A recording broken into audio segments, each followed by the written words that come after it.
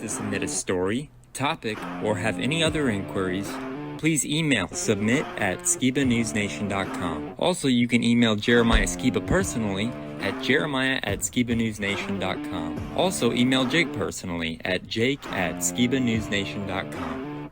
If you want to write us a letter, send us something, help support us, or just say hi, please send your letter to Jeremiah Skiba, P.O. Box 560-271, The Colony, Texas 75056. If you write us a letter, I'll do my best to write you back. Hey, Skiba News Nation family, thank you for watching. Please like, share, subscribe, and click that notification bell so you never miss an episode of Skiba News Nation. If you want to help support us, please consider becoming a Patreon, where you will get exclusive content, shoutouts, and much more.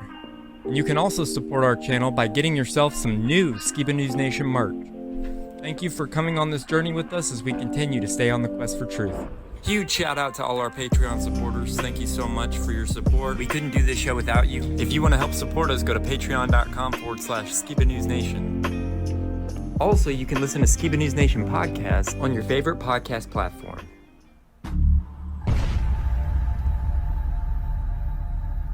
What it costs. I want to know what the truth is. And I hope that people, my son, anybody, if my name comes up, whether you like me, whether you agree with me or not, at least you can respect the fact that he's on a quest for truth. He's on a quest for truth.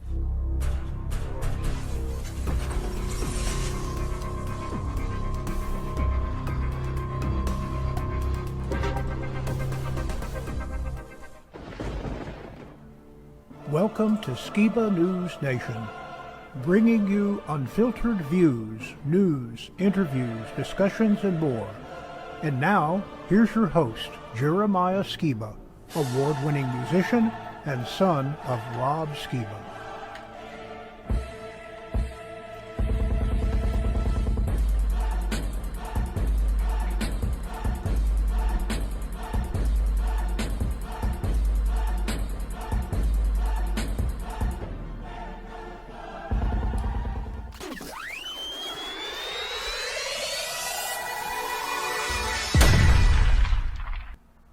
Hey Skiba News Nation family, welcome to episode 41 of Skiba News Nation, your weekly source of the latest news, controversial topics, conspiracies, forgotten history, and much more. I'm your host, Jeremiah Skiba, and today we're going to be talking about Twitter censorship hearings, banning TikTok, young girl who proves the earth is flat, the Navy says religious people are abnormal, central digital currency and the coming automated world, AI gas station, an all-new Opus Corner, and a very special guest, the conspiracy guru, will be on Skiba News Nation.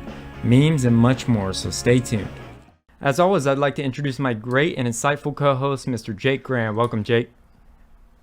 What have you been up to? Jeremiah, well, we just moved back over to Missouri area, getting ready for the big Passover season here. With a lot of our friends here in southern Missouri, so we're excited. How about you? What have you been up to this weekend? Man, I had a fun weekend. I went to the first Trump 2024 rally in Waco, Texas this weekend with my girlfriend, and we shot some footage just for Skiba News Nation, and you want to check it out?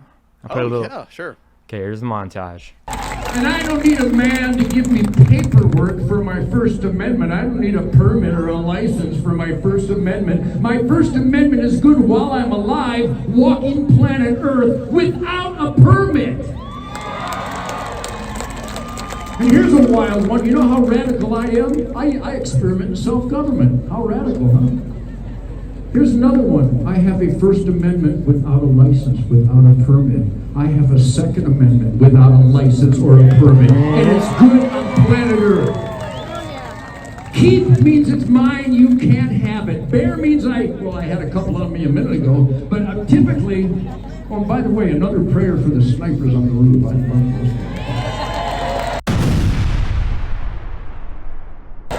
Let's have a prayer for all the law enforcement heroes that obey their oath to the Constitution, not the FBI that violate their oath to the Constitution.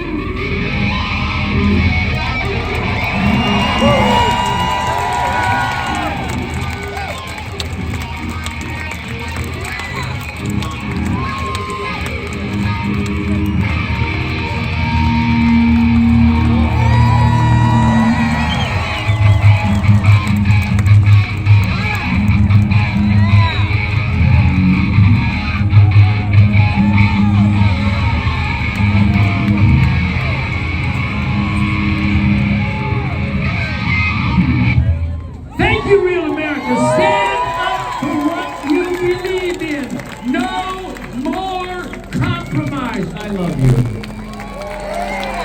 The 45th President of the United States, President Donald.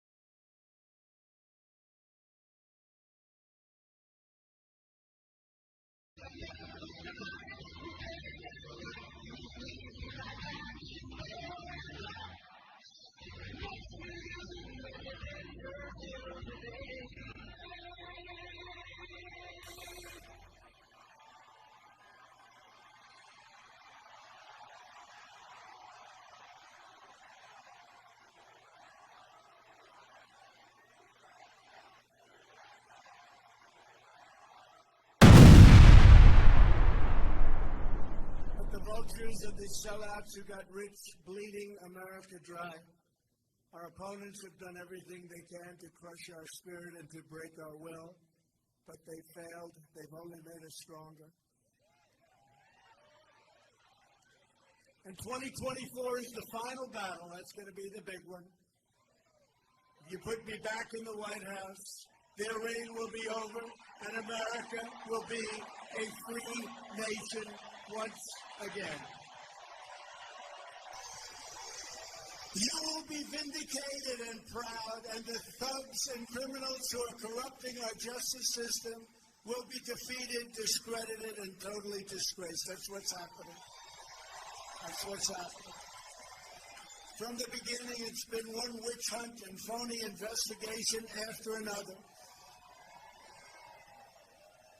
And you know, because of it, our country never talks about greatness anymore. You look at what China does. They go all over the world. They spend money. They take over governments. They do a lot of things. The problem isn't China. The problem is stupid people that have to deal with China. That's the problem. And that's what we have. We got crazy people like Shifty Schiff and Hillary and all of these people. These people, they don't want to talk about greatness for our country. All they want to do is investigate everybody. The District Attorney of New York, under the auspices and direction of the Department of Injustice in Washington, D.C., was investigating me for something that is not a crime, not a misdemeanor, not an affair. I never liked horseface. I never liked it. It's just not. It's a terrible thing.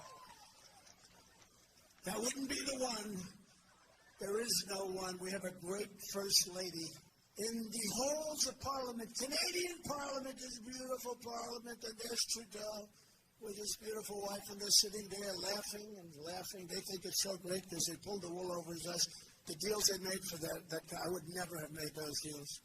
I would never. But I watched Joe Biden say, I'd like to thank China. And he's in Canada. And then he goes, oh, because they start screaming at him, the entire room starts laughing. I'd like to thank China. But he's in Canadian Parliament. He said, I mean Canada. The whole place was laughing. They're laughing at our country. We don't want anyone to laugh. Nobody laughed at our country when I ran it, I can tell you that. And we will keep men out of women's sports. I will not give one penny to any school that is a mandate or a mask mandate. They're coming after you, and I'm just standing in their way, and I'm going to be standing in their way for a long time, and eventually I won't have to stand in their way, because in 2024, we're going to have the greatest victory of them all. When this election is over, I will be the President of the United States. Well, I hope you guys enjoyed that. Whether you like him or you hate him, he was our president. So I just thought it was cool to be able to see a president in person because I love this country. I'm a patriot, and I posted photos and people didn't seem to like it. But you know what? I'm not sorry. I'm not sorry for having my own views. I mean, my dad voted for Trump. I voted for Trump. So, I mean, like him or hate him, he was our president. And he was a good president, in my opinion. But everybody has an opinion, I guess. Yeah, I mean, I wouldn't be too offended by people being offended. You know, I'm not. I think it's fine to like figures like Donald Trump. I mean, honestly, looking back at all the other 44 presidents we've had, and looking at the one we have now, Donald Trump did a lot of things that set him apart. I'm not particularly engaged in politics anymore, I definitely think he's one to watch because either him or Ye West, you know, in 2024, you know, Ye, he's gonna probably run as well. Would you vote for Ye? I voted for Trump in 2016. Depending on what angle Ye's coming from, I might consider voting for Ye, although it's kind of like a wasted vote if you ask me, because I don't think he would ever actually have an opportunity to usurp the traditional party system. How about Trump, Ye, on the same campaign? Like, Ye be definitely. VP. That'd be cool. Or DeSantis. Even though after 2020's election, I've really kind of become disenchanted with the modern election system. Of course, I voted in that, and I don't think that we really can have that much of an impact anymore if they're going to illegally sway things from one to another. And so that's why I'm very skeptical of the political system now. And also, we have fallible politicians, and even with good qualities, there's good and bad for everyone. And so, I don't know. I that's why I'm a little disengaged. But if I saw a docket with Trump, with Ye as his vice president, man, you better believe I'm gonna be checking out some of those rallies.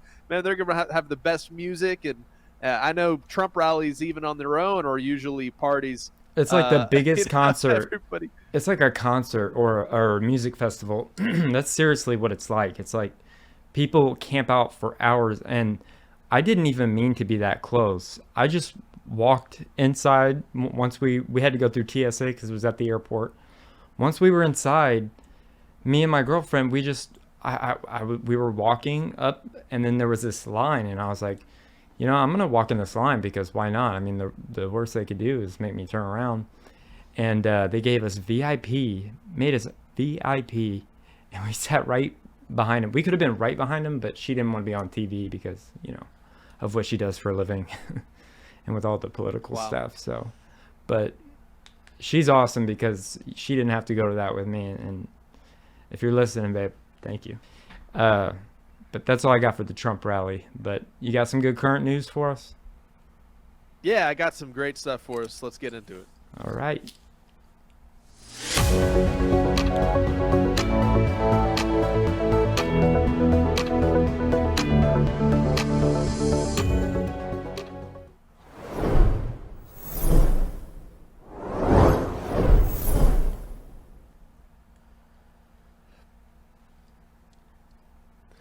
Well, this week we're going to be getting into the topic of freedom of speech, the First Amendment, right? And this topic is kind of going back and forth in Congress now as people are uncovering how much Twitter censored those who spoke against medical tyranny and misinformation, censoring, and all the different malinformation, flagging, and medical experts that were silenced during the past 2 years we have the opposite side of the equation where Congress is unifying to ban platforms like TikTok. So we're going to be sharing some videos. Let's start off with Representative Mace speaking at the Oversight Committee on the censorship at Twitter. And we'll see a little bit of hypocrisy as Congress is looking to ban TikTok. We'll watch that afterwards. Right. Thank you, Mr. Chairman. The Twitter files were not just about Hunter Biden's laptop. Twitter files make it apparent Twitter worked overtime to suppress accurate COVID information. Dr. Jay Bhattacharya is a professor of medicine at Stanford who once tweeted an article he wrote about natural immunity. Thanks to Elon Musk's release of the Twitter files, we learned some of his tweets were tagged with the label of Trends Blacklist. Apparently, the views of a Stanford doctor are disinformation to you people. I, along with many Americans, have long-term effects from COVID. Not only was I a long hauler, but I have effects from the It wasn't the first shot, but it was the second shot that I now developed asthma that has never gone away since I had the second shot. I have tremors in my left hand, and I have the occasional heart pain that no doctor can explain, and I've had a battery of tests. I find it extremely alarming Twitter's unfettered censorship spread into medical fields and affected millions of Americans by suppressing expert opinions from doctors and censoring those who disagree with the CDC. I have great regrets about getting the shot because of the health issues that I now have that I don't think are ever going to go away. And I know that I'm not the only American who has those kinds of concerns. Another example of what Twitter has done to censor folks is from Dr. Martin Koldorf, a Harvard-educated epidemiologist who once tweeted, COVID are important for high-risk people and their caretakers. Those with prior natural infection do not need it, nor children. The Twitter files reveal this tweet was deemed false information because it ran contrary to the CDC. So my first question this morning of Ms. Gaddy, may I ask of you, where did you go to medical school? I did not go to medical school. I'm sorry? I did not go to medical school. That's what I thought. Why do you think you or anyone else at Twitter had the medical expertise to censor a doctor's expert opinion? Man. Our policies regarding COVID were designed to protect individuals. We were seeing You guys censored Harvard-educated doctors, Stanford-educated doctors, doctors that are educated in the best places in the world, and you silenced those voices. My next question is, did the U.S. government, I have another chart I want to show you, Ms. Gaddy.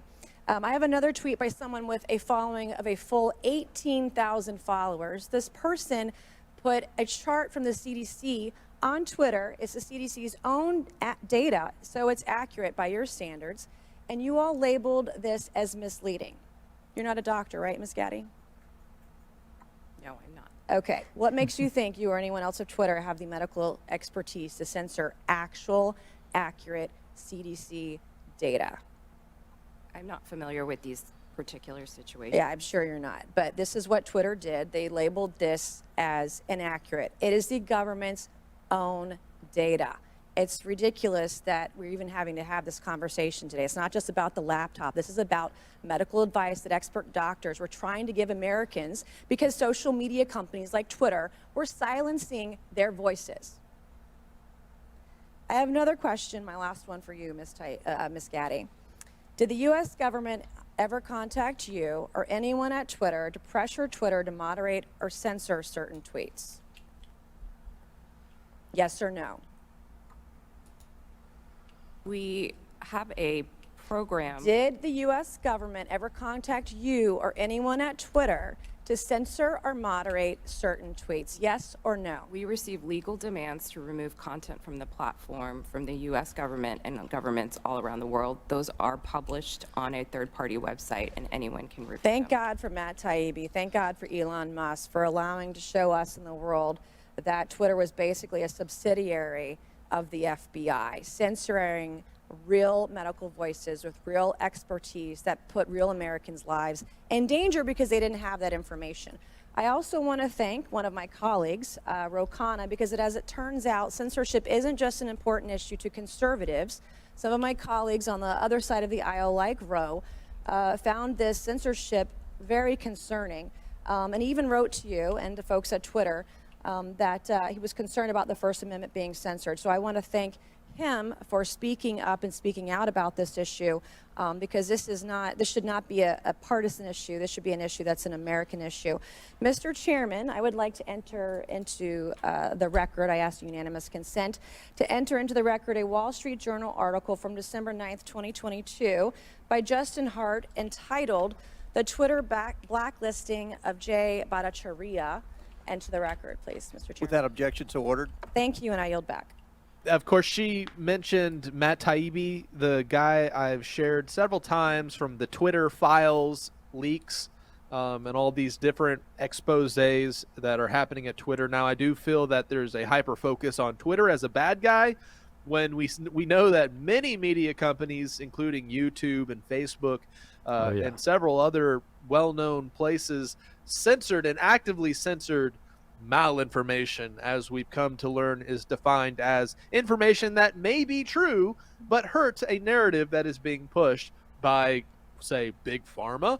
The people that would have much to lose financially if people were scared to participate in their mass human experiment.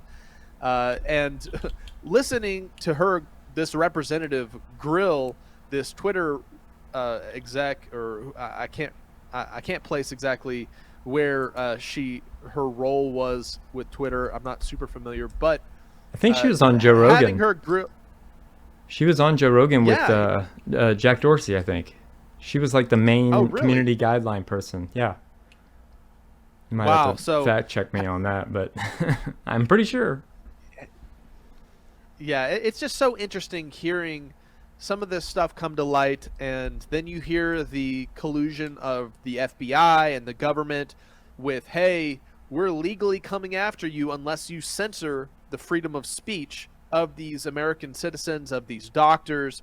And the problem is we're cornering ourselves into a realm of only expert opinions are allowed to be uncensored, right? Even though expert opinions over the past 2 years were censored over this medical topic, it's kind of entering into a realm where certain information can be flagged as harmful or dangerous to be able to be disseminated. And that brings us to this next topic, which is TikTok, the app, likely going to be banned very soon. And some of the things that are talked about on TikTok, just because it is one of those realms of free speech that have allowed people to share a diversity of ideas and opinions based on their research and not be as censored as some of these other platforms. And we see almost, I feel, a little bit of hypocrisy where congressmen and congresswomen and representatives are all up in arms of, oh, it's so bad what Twitter did, censoring speech. But there's this other platform, TikTok, where people are able to share a variety of opinions and thoughts, but it's dangerous because of China, right? Let's ban this TikTok app and get this out of our country, right? Get this out of the hands of Americans where they could possibly stumble across dangerous information, right? Let's check out this next video on TikTok. Since TikTok is probably actually going to get banned this time, I wanted to talk about some of the very disturbing things that I noticed from today's congressional hearing with TikTok's CEO. And the reason that I think that TikTok is going to be banned is because for the first time in my entire adult life, I saw Congress, Democrats and Republicans, unanimously come together on something.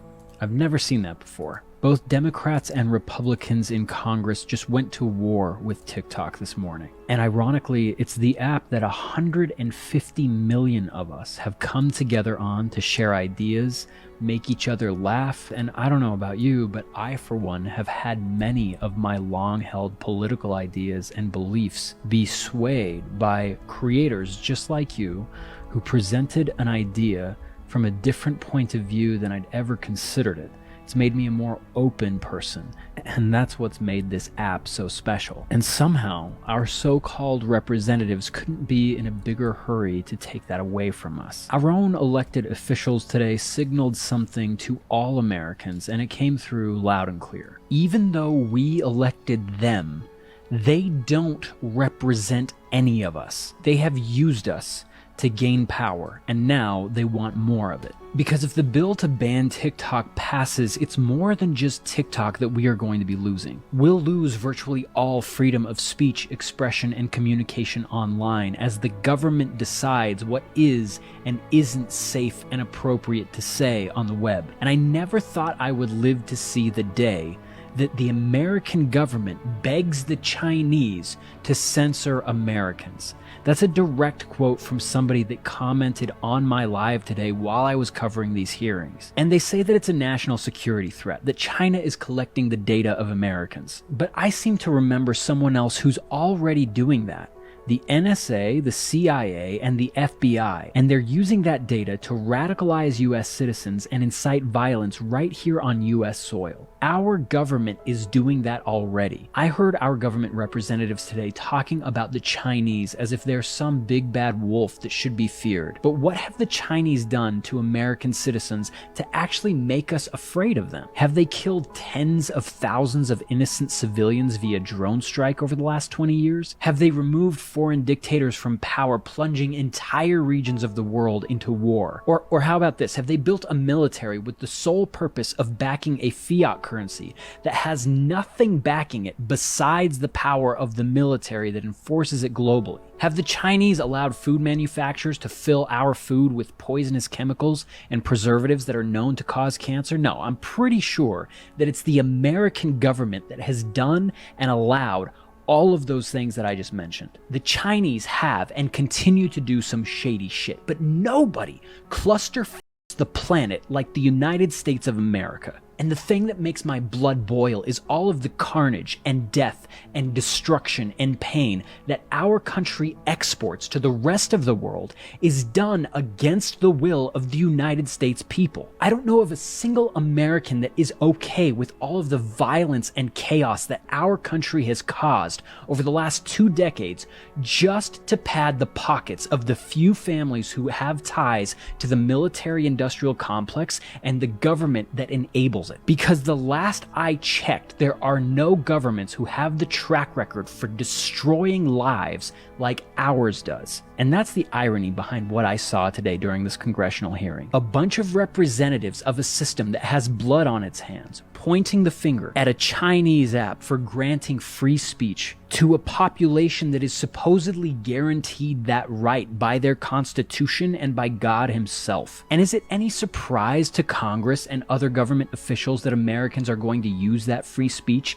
to criticize and question their government? It's literally in our DNA as a people to do that. The people that founded this country chose liberty and death over being told by a dictator how to live their lives. This is supposed to be America, the land of the free, and it sure feels like our government is trying to convince us that that's not the way it's supposed to be. It's crazy to me, but this is really uniting the American people. People left and right are starting to question their own politics. I'm seeing it in people's eyes. People saying, am I really a Republican? It sure doesn't feel like I'm being represented by the people who promised to protect my freedoms. Am I really a Democrat? It certainly doesn't feel like the people I elected are progressing the country in a direction that looks like it has a brighter future than where we came from. Collectively, we all agree we're heading into a corner that we don't want to be in. Because this hearing has made it really clear who our elected officials serve. It's not us. It hasn't been for a long time, and the people in this hearing aren't qualified to ask the questions that they asked this morning. They're not even qualified to lead the country, because the American people are simple.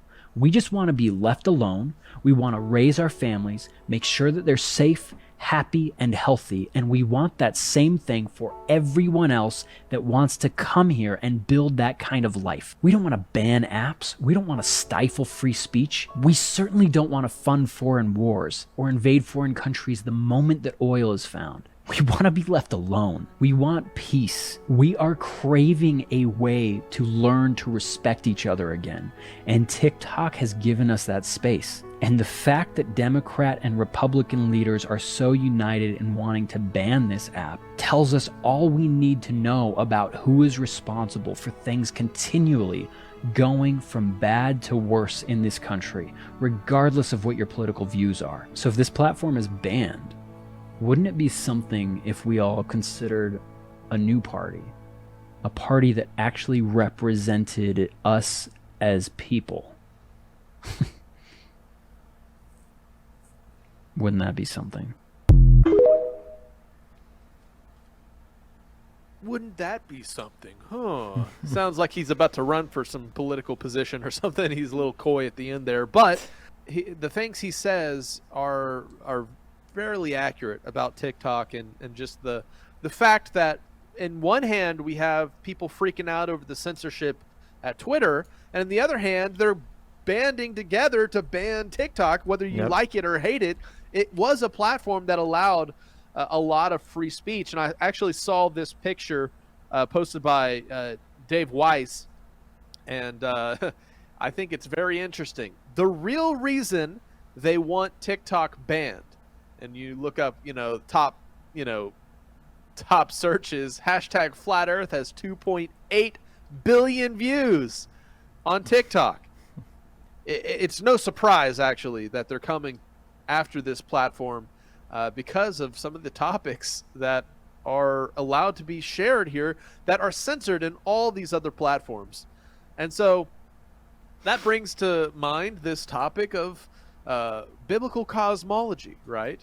Well, when you go mock a bunch of flat earthers but end up becoming a flat earther. I know a lot of us have found ourselves in this position, which is why I want to share this next video, which is an 8-year-old girl proving flat earth. Check this video out. Oh, sweet. Hi, my name is Bamery Bobbick and I'm 8 years old and I'm going to be teaching you about flat earth. So first we're going to start off with gravity. Gravity is a theory, not a fact. Mass attracting mass has never been proven properly. This happened in 1666. An apple fell on Isaac Newton's head. It must have been a big apple for him to believe in gravity. Gravity is fake because density and EMF are making things drop, not gravity. There is iodine salt in this cup and no iodine salt in the other cup. There is 2 cups of water with an egg. One with iodine salt, with no iodine salt. This one has iodine salt, and it has electricity because the electricity is pushing the egg up. On the other one, it has no electricity in it because the egg is denser than the water. Density and surrounding medium with EMF. That stands for electromagnetic frequency. If gravity can't be proven and Earth is 70% water, we know water stays level, then 70% of Earth is level. Now we are going to move on to the globe and our flat Earth. So say there's a boat just cruising on the bottom of the Earth. It would fall into space, and space is fake. If space was real, stars would have parallax, but they don't. So it would just fall into space. And this is for anything that can't go upside down. If people believe that the Earth is round, people don't walk upside down. Same with a boat. It doesn't sail upside down.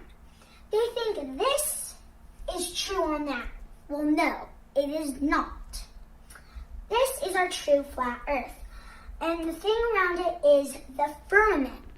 I'm going to tell you how the firmament is real. The firmament is real because air pressure has to be contained, just like in a tire. Now we are going to move on to seasons and the sun. The spinning ball globe believers say that the sun is 93 million miles away. The globe depends on parallel rays for the seasons. All you have to do is use your God-given eyes to see we have corpuscular rays from the sun. Corpuscular rays proves we have a local sun. That proves everything about seasons and the sun. Now we are going to move on to a sun, moon, and earth depiction. The sun is shining on the moon and the moon is shining on the earth. Why is it not shining its temperature on earth? Well, me and my dad did an experiment one night on a full moon, and we used a laser thermometer to check the moon's light and its shadow. The moon's light was colder than its shadow, so that proves the light is colder than its shadow, and proves that the moon has its own light. The sun is not reflecting its light on the moon. The moon has its own light. Thank you for watching my flat earth presentation. I hope you guys liked it. And Jesus Christ is the way, the truth, and the life. Just remember, the truth does not fear investigation. Thank you for watching. Bye. That was great. That was very cute. And whether you believe in biblical cosmology or not, the information and the difference of opinion was one of the precursors to the censorship we see today. I mean, some of the first videos and channels that were being yoinked off of YouTube back in 2018, 2019 were FE topic videos. And they were looking at these things as dangerous misinformation, counter narrative, counter government information, like, oh, how could you question the moon landing? You're dangerous, right? The generation before us has so much pride in the moon landing, and if you were to challenge that, oh no, that you guys, you got to go, right?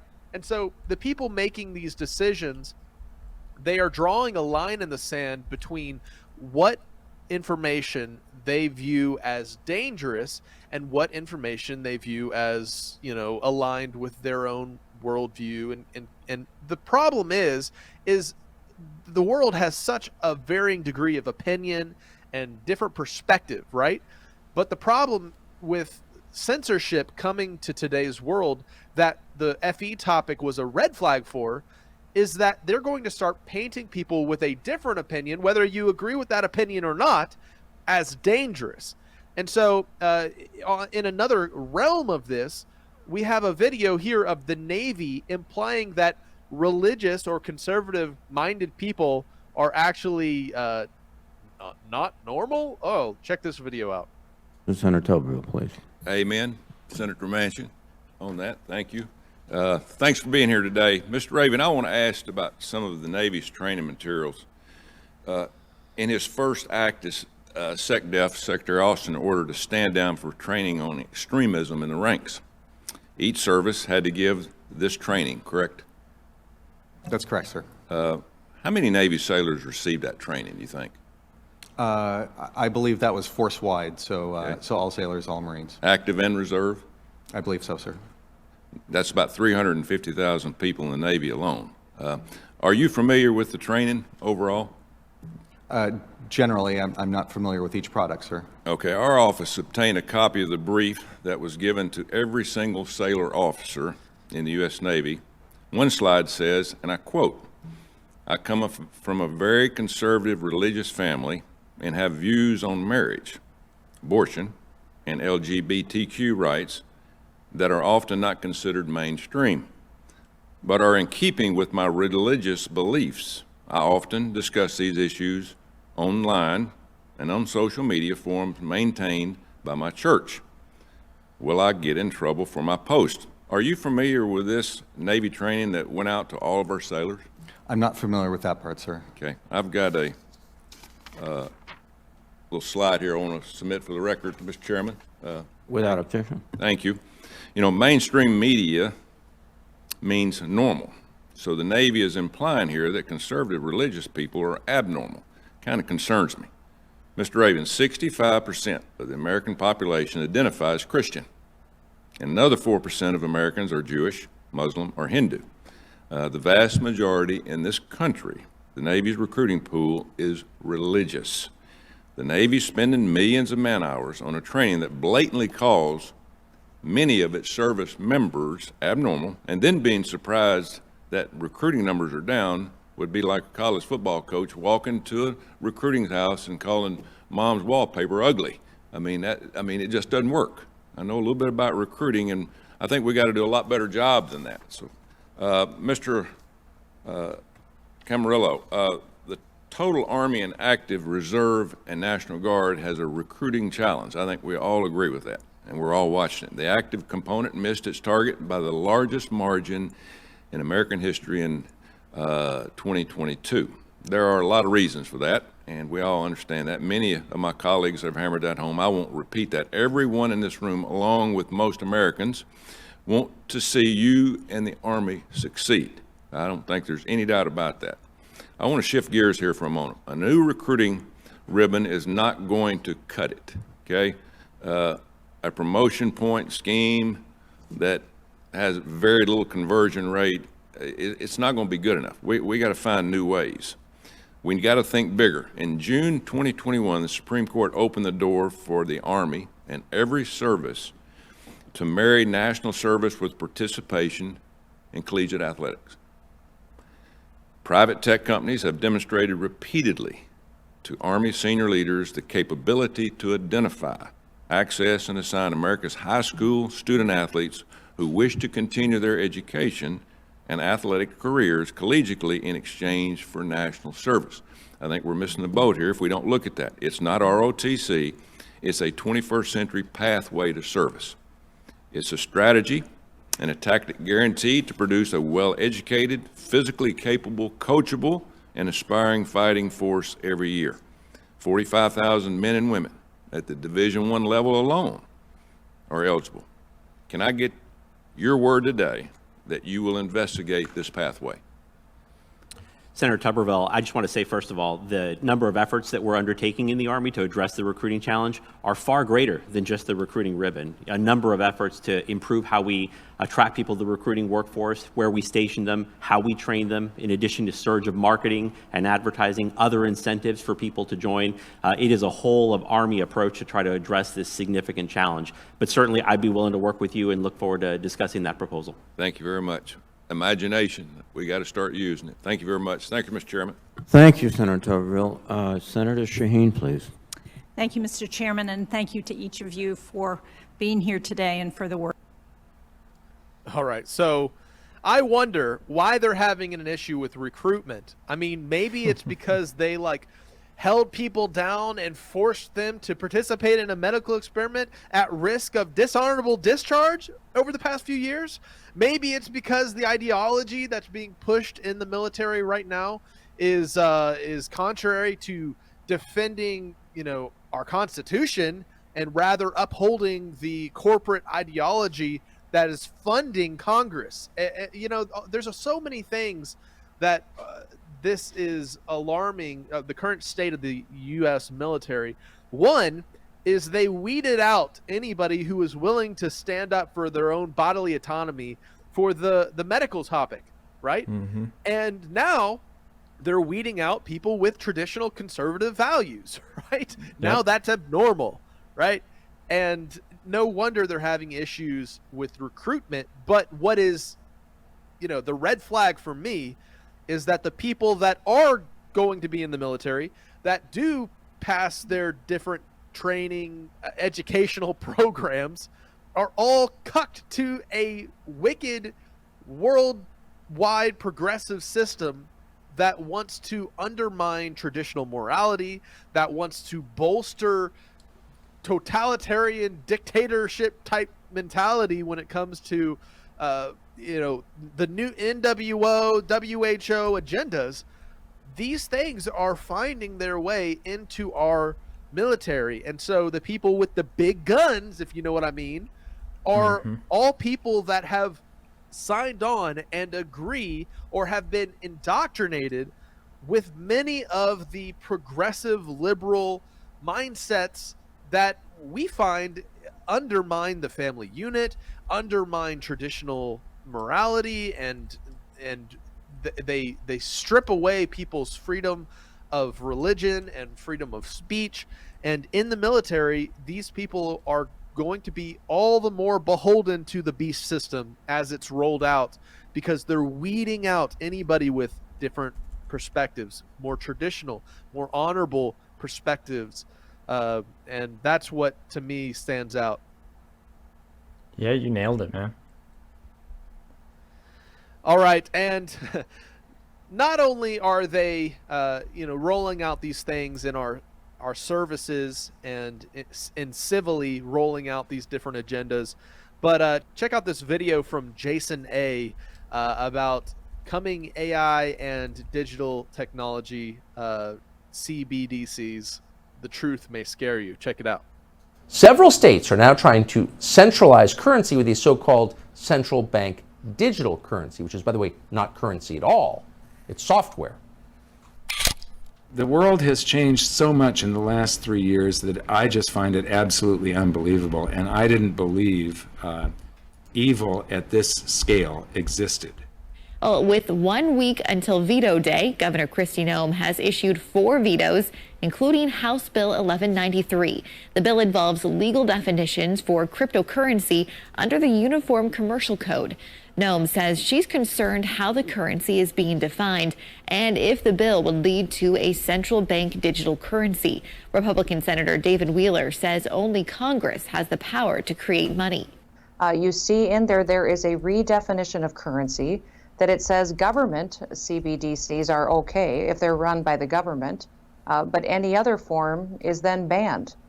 It is clearly a change for how people's assets are utilized. It clearly limits the freedom of people to use other forms of currency that they may choose to if it is a digital currency. Unlike cryptocurrency, CBDCs are centralized. They are issued and controlled by government entities just like fiat currency.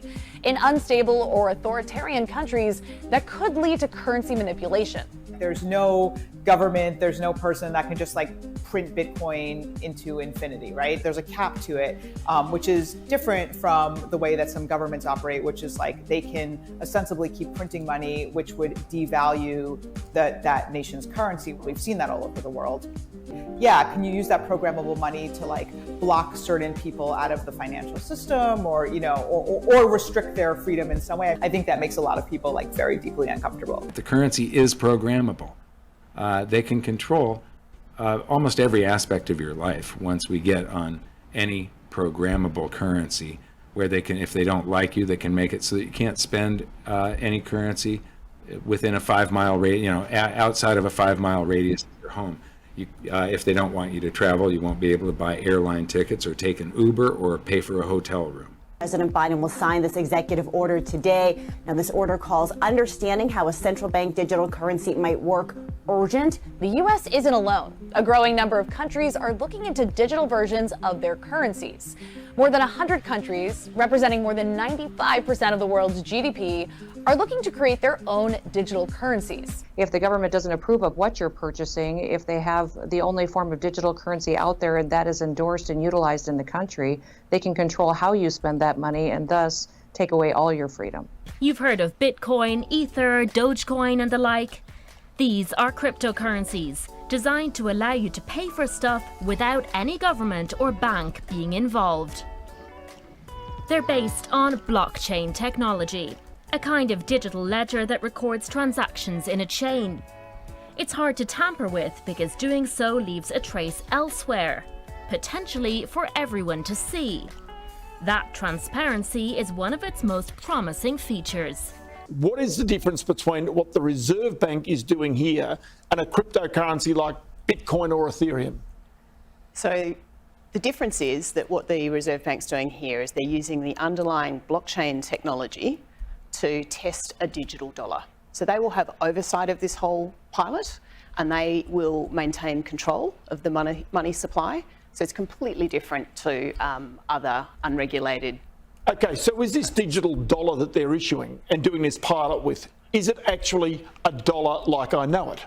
Yes, yes. So therefore it's worth 67 point blah-de-blah US cents right now? Precisely. You can think of it as exactly the dollar that you know today, but it's in a different form factor, a different technological format, which means that it can do things that the dollars we have today cannot do. Because it's digital, I can pay this digital with my mobile, has nothing to do with central bank digital currency.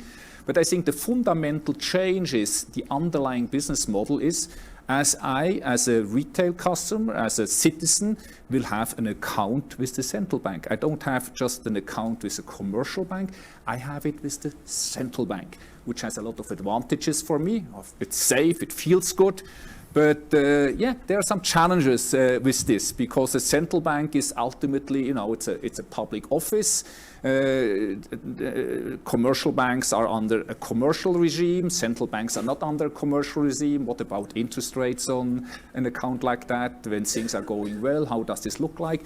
Oh, on a bank run, how does this look like? Is this accelerating the bank run because I have a safe account with somebody? China is no stranger to surveillance either, from monitoring the 850 million users on WeChat to deploying half the world's security cameras. And now the country has control of a digital currency in its sights. President Xi Jinping admitted in 2019 that the country wanted to improve its financial system by controlling people, watching money, and tightening the system firewall. Amazing. I mean, watching videos like that from Jason A. every once in a while, wrapping all these various news sources and reports together, kind of puts in perspective how close some of these agendas really are. Yeah. And that brings to mind this next video, which when you think about what we just watched about the central bank digital currency and how it can tailor who can participate in the system and who can't, this next video should really kind of get your feathers ruffled. Because if you think about it, we've been told all about this, right? What does it say? Revelation 13:17. And the second beast required all people, small and great, rich and poor, free and slave, to receive a mark on their right hand or on their forehead, so that no one could buy or sell unless he had the mark, the name of the beast or the number of his name. And how would you implement something like that was prophesied in the scriptures? Well, it would be through something like a central bank digital currency. And then keep in mind, now, of course, you have the possibility that somebody could go to a grocery store and just convince the clerk, oh, hey, cut me a deal. I'll barter for you.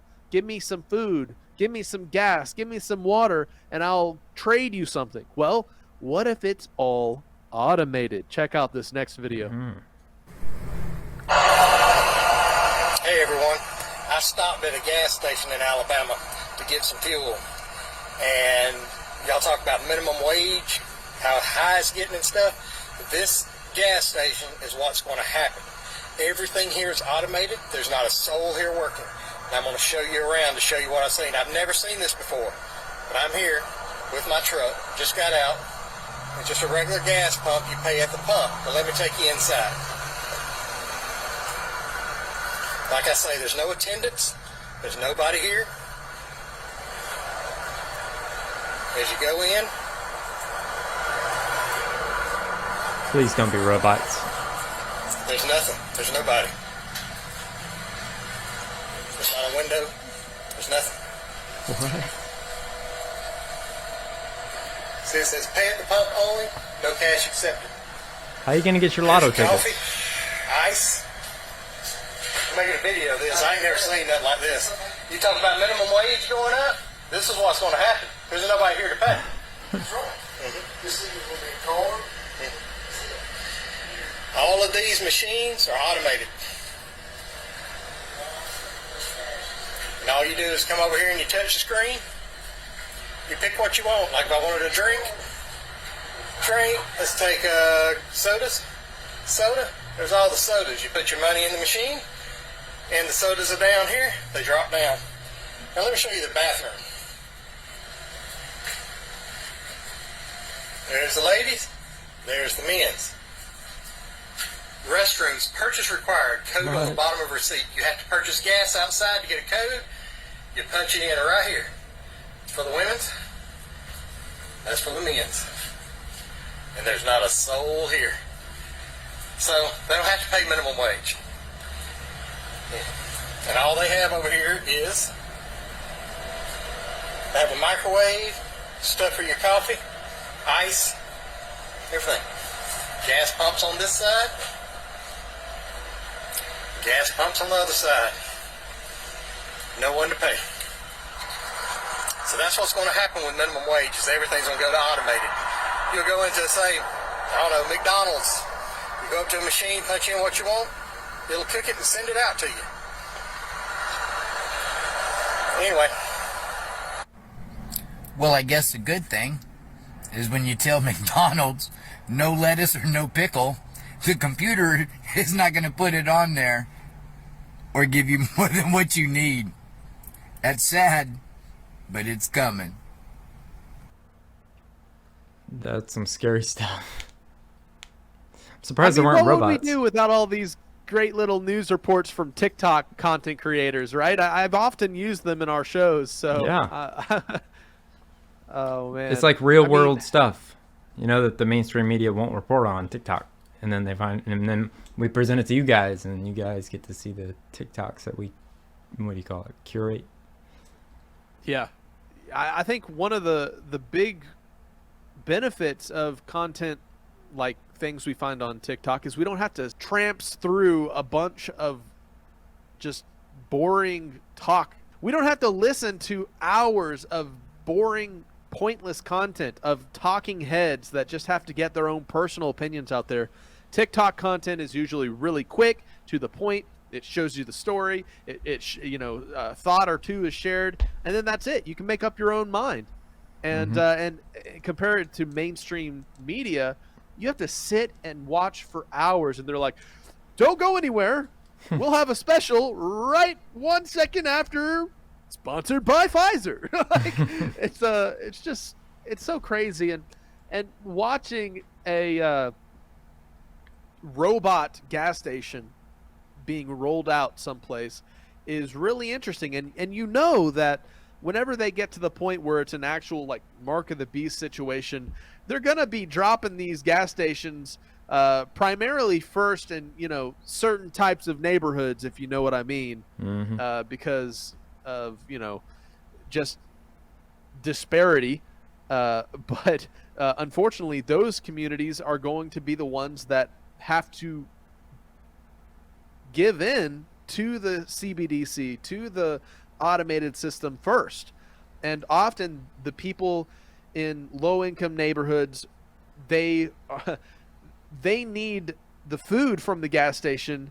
They need the food from the local grocery because they're not growing their own food. They're in a industrial hive complex system where everybody's a worker bee, and you're not growing your own produce. So you're not able to be self-sufficient. And the people that are in these inner city situations are going to have to give in, or they're going to go hungry. And man, it's also alarming. We have AI being very quickly developed, and I found this next video that you'll get a kick out of. I'll share it on my screen. Here's a representation of ChatGPT being trained for human interaction. Check this out. All right.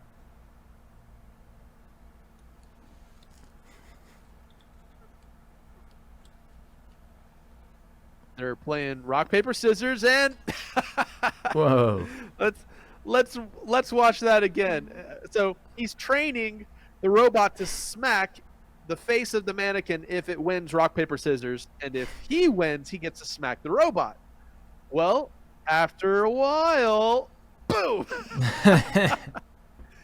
It outsmarted the robot him. smacks the human. Yeah, the robot's like, yeah, I'm not going to let you, smack me if I can't smack you back. Yeah. So, could this be a funny yet true analogy for what's happening with AI as it's being trained? And if AI is implemented with the CBDC, we could very quickly see this, strange world start to manifest. The 1984 is not just going to be Truth Squad people. It's going to be AI Truth Squad coming after you and me if we have a different opinion, if we have malinformation, and it's going to be much more efficient than just Twitter content curators, right? It's going to be an automated AI system that is faster, smarter, and we won't be able to dangerous tell than a person. that. We won't be able to tell if it's a real person or not. That's pretty scary to me. There will be no more moral standard for mercy. It'll Yeah, just be no soul. If you check this box, you're going into the tank, right? Mm-hmm. But yeah, Jeremiah, that's all the stories I have for this week.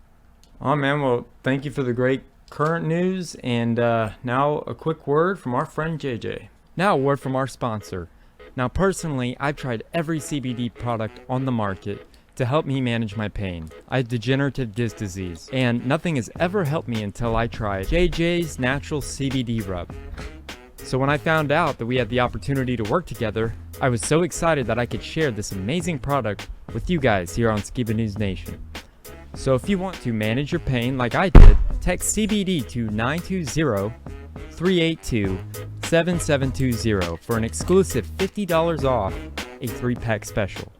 Also, check out all the testimonials on their website, jjcbdrub.com.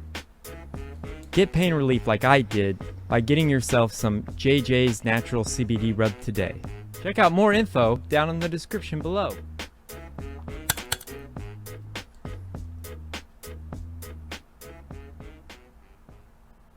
Thank you as always, JJ. You're the best. But I do believe it's about that time. It's time for an all-new Opa's Corner. Take it away, Opa. Mein Hut, der hat 3 Ecken. 3 Ecken hat mein Hut. Und hat nicht 3 Ecken, dann ist es nicht mein Hut. Well, well, well, it's time for another Opa's Corner, so let's get started. A blonde gets a job as a physical education teacher of 16-year-olds. She notices a boy at the end of the field standing alone, while all the other kids are running around having fun kicking a ball. She takes pity on him and decides to speak to him. "Are you okay?" she asks. "Yes," he replies. "You can go and play with the other kids, you know." "No, it's probably best I stay here," he says. "Why's that, sweetie?" The boy looks at her incredulously and says, "Because I'm the goalie." A husband and wife had just finished eating pancakes. To the wife's surprise, her husband walked back to the stove and started making more pancakes. Confused, his wife asked, "Honey, we just ate. Why are you making pancakes?" "They're for the dogs." "Why are you making pancakes for the dogs?" "Because they don't know how." A German tourist jumped into the freezing water to save a precious little dog who was drowning. After he climbed out of the water, he handed the dog to the owner and said, "Here is the dog. Keep him warm and dry him off and he will be fine." The owner replied, "Thank you so much. Are you a vet?" He said, "Vet, I'm freezing." An overweight time traveler goes to ancient Rome and realizes he wore the historically incorrect clothes for the trip. Realizing his mistake, he visits a toga shop to purchase new clothes. He looks around the shop and realizes they don't have togas big enough to fit him. He goes to the counter and asks the clerk, "Do you have XL togas?" The clerk replies, "Well, yes, but why do you need so many?" A group of kindergartners were trying to become accustomed to the first grade. The biggest hurdle they faced was that the teacher insisted on no baby talk. "You need to use big people words," she always reminded them. She asked Chris what he had done over the weekend. "I went to visit my Nana." "No, you went to visit your grandmother. Use big people words." Then she asked Michael what he had done. "I took a ride on a choo-choo." She said, "No, you took a ride on a train. Use big people words." Then she asked Bobby what he had done. "I read a book," he replied. "That's wonderful," the teacher said. "What book did you read?" Bobby thought about it, then puffed out his little chest with great pride and said, Winnie the shit. A woman was 3 months pregnant when she fell into a deep coma and woke up after about 10 months. The woman asked the doctor about her baby. The doctor replied, "You had twins, a boy and a girl. They're both fine, and your brother named them for you." The woman responded, "No, not my brother. He's an idiot." "What did he name the girl?" The doctor replied, "Denise." The woman responded, "Oh, that's actually a nice name. What about the boy?" The doctor sighs, "De nephew." A New Yorker visits a small southern town. There was a nativity scene that showed great skill and talent had gone into creating it. One small feature bothered him, however. The 3 wise men were wearing firemen's helmets.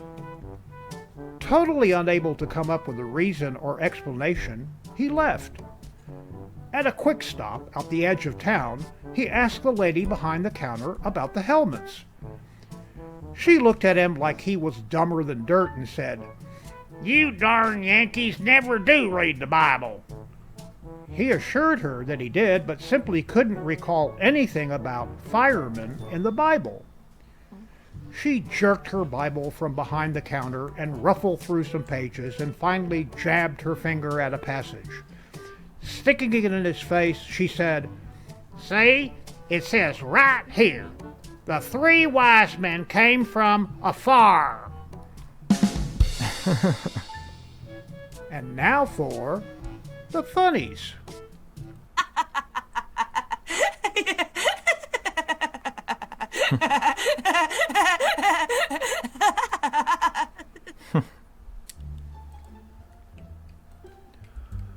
I'm sorry, Mr. Finucci, but we decided to award the ceiling project to Michelangelo.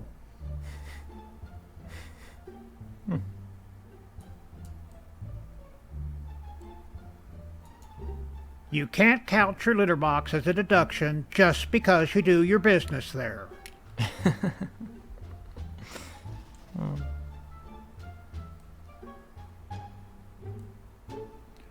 Well, I'll be biker chicks.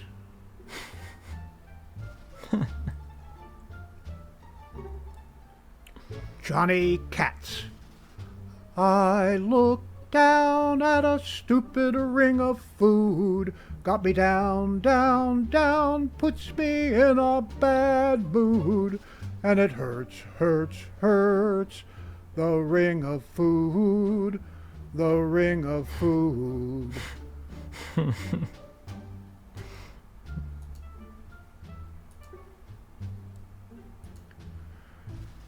Well, actually, Doreen, I rather resort being called a swamp thing. I prefer the term wetlands challenged mutant.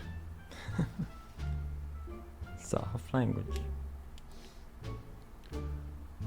So, now tell the court, if you will, Miss Potato Head, exactly what transpired on the night your husband chased you with the Veg-O-Matic. That's dark. Kafer, 92.7 FM. Today my guest is Mahalo Okada, author of the memoir Empty Bowl, My 32 Minutes of Total Despair.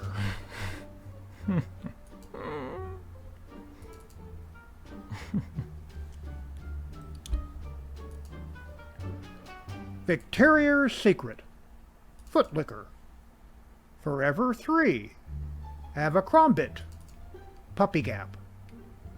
I don't know, I think she's like a 34 CCCC.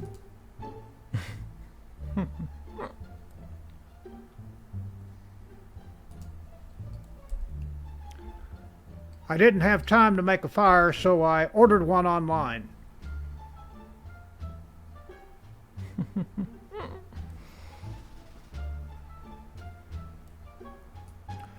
Hello, my name is Idaho Montoya. You peeled my father.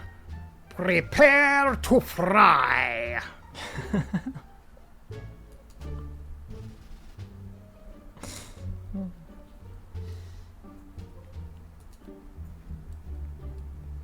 Middle-aged chopper. And this one has extra lumbar support, a bifocal windshield, and a built-in pill dispenser.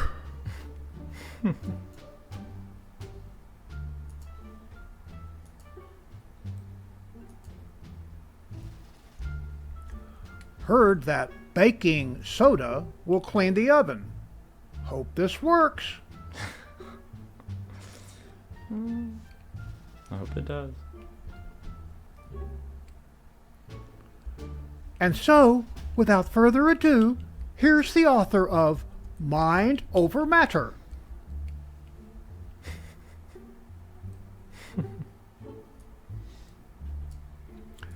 So, that's 3 ham and cheese omelets.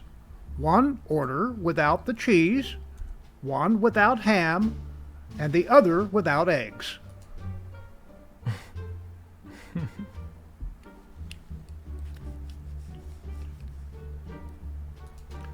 Obedience school graduation.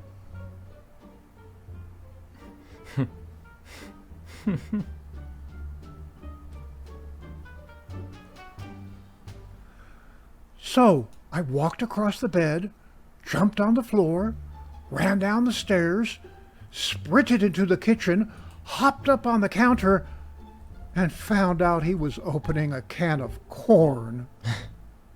I hate that. Oh my God. Of course, prehistoric neighborhoods always had that one family whose front yard was strewn with old mammoth remains.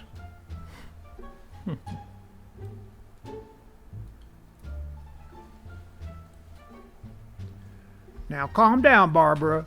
We haven't looked everywhere yet, and an elephant can't hide forever.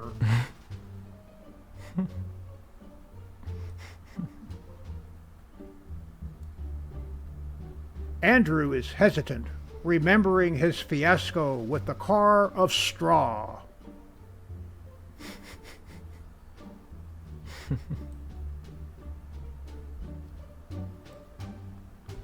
How to change the bed. Step 1, remove the old sheets. Step 2, remove the cat who just appeared. Step 3, remove the cat again. Step 4, you just leave him there.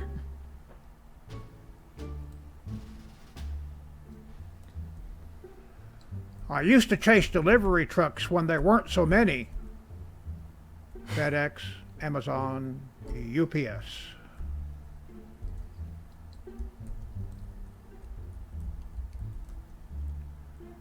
Download Doberman Bark.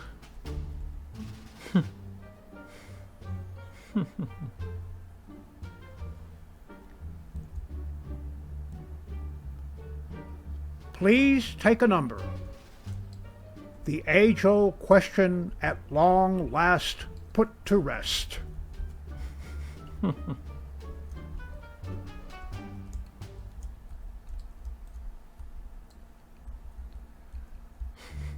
Squirt gun fights on the dairy farm.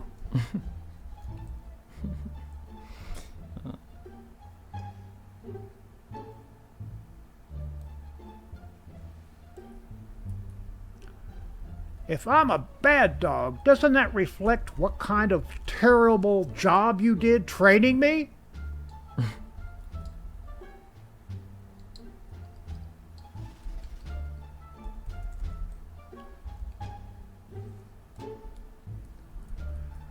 They had to sit us next to the bathroom.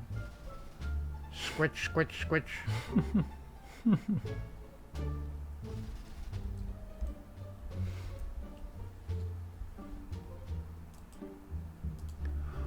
My goodness, Roberta, they're just adorable.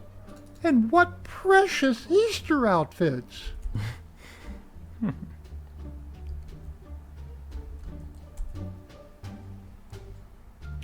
IHOP.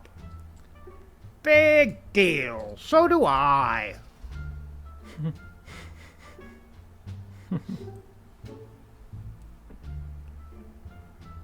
The first robin of spring.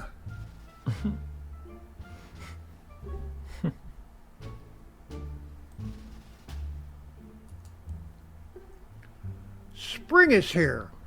I'm so excited, I wet my plants. And that concludes an Opa's Corner for this week. Mein Hut, der hat 3 Ecken. 3 Ecken hat mein Hut. Und hat nicht 3 Ecken, dann ist es nicht mein Hut. Opa's Corner is now available on my own YouTube channel. Like, share, and subscribe. All right, Opa, thank you for another great Opa's Corner. And this week we have an extra special show for you guys today because we have a very special guest. We interviewed Alex Michael, or you might know him as the conspiracy music guru. So I hope you guys enjoy this interview. Yeah, I've noticed that comedy and music is very, very similar. Like musicians and comedians can really connect on the same level because it's all an art form. It's all, and it's trying to be censored. Everybody's trying to censor you and censor the truth. And that's what I've come to learn. You know, I know my dad got a lot of hate for what he did. And like I posted something yesterday and I'm getting so much hate for it. And I'm like, well, that must mean I'm doing something right, I guess. Yeah, you're always going to get that. Yeah, I mean, thankfully, I created the character, right? So I can hide behind that. So, and that's why I say it was a genius move, because when I first did it, I was like, people are going to call me crazy if I start singing about flat Earth, like, you know, as Alex Michael. So to hide behind that character, I can just hand wave dismiss it and say it's just comedy, it's just a song, it's just a song. That's all it is. Just, you know. So I don't really get that much hate. I get the odd that will email me and tell me how much of a joke I am, but you know, I don't. You have to have very thick skin when you're doing this sort of stuff. I don't bite. I don't get involved in comment sections or debates or anything like that. I just do my music. Do what you want with it. I know what, you know. I know how powerful it is. I know what I believe. If all right, it's just a song. It's up to you. You know, do what you want with it. Exactly. I feel the same way. Yeah, man, that's awesome. Screw the haters. I don't care about any of that. I don't get dragged down to that frequency, you know. It's just I don't want to have any part of that arguing and debating and stuff. No, screw that. Well, and it's cool because the people that like you and like me, they'll fight your battles for you. You know, they'll you know, have your back no matter what. And so that I was laughing yesterday when I made a post and people were hating on it, and I was just laughing at some of the comments because they're so ignorant. They don't care about the truth. They just want to silence and control, and they're all about, oh, I don't want to hear it. The government's not lying to me, you know. And okay, Joe Biden was really elected. Okay, you know. Yeah. My whole post there's so much this. There's so much material for music when you're awake to all this stuff. I mean, there's a song right there about the election fraud. There's a song in everything, where everything you look at is such a clown world. I mean, I wish I had another 100 more of me. I could make, you know, a lot more music, because there's just a song in so many conspiracies in so little time. Yeah. My music was not. I tried to distance my music from my dad because I didn't want to taint his name, so I changed the spelling of Skiba to Skeeba, because I was trying to reach a different generation through a different way.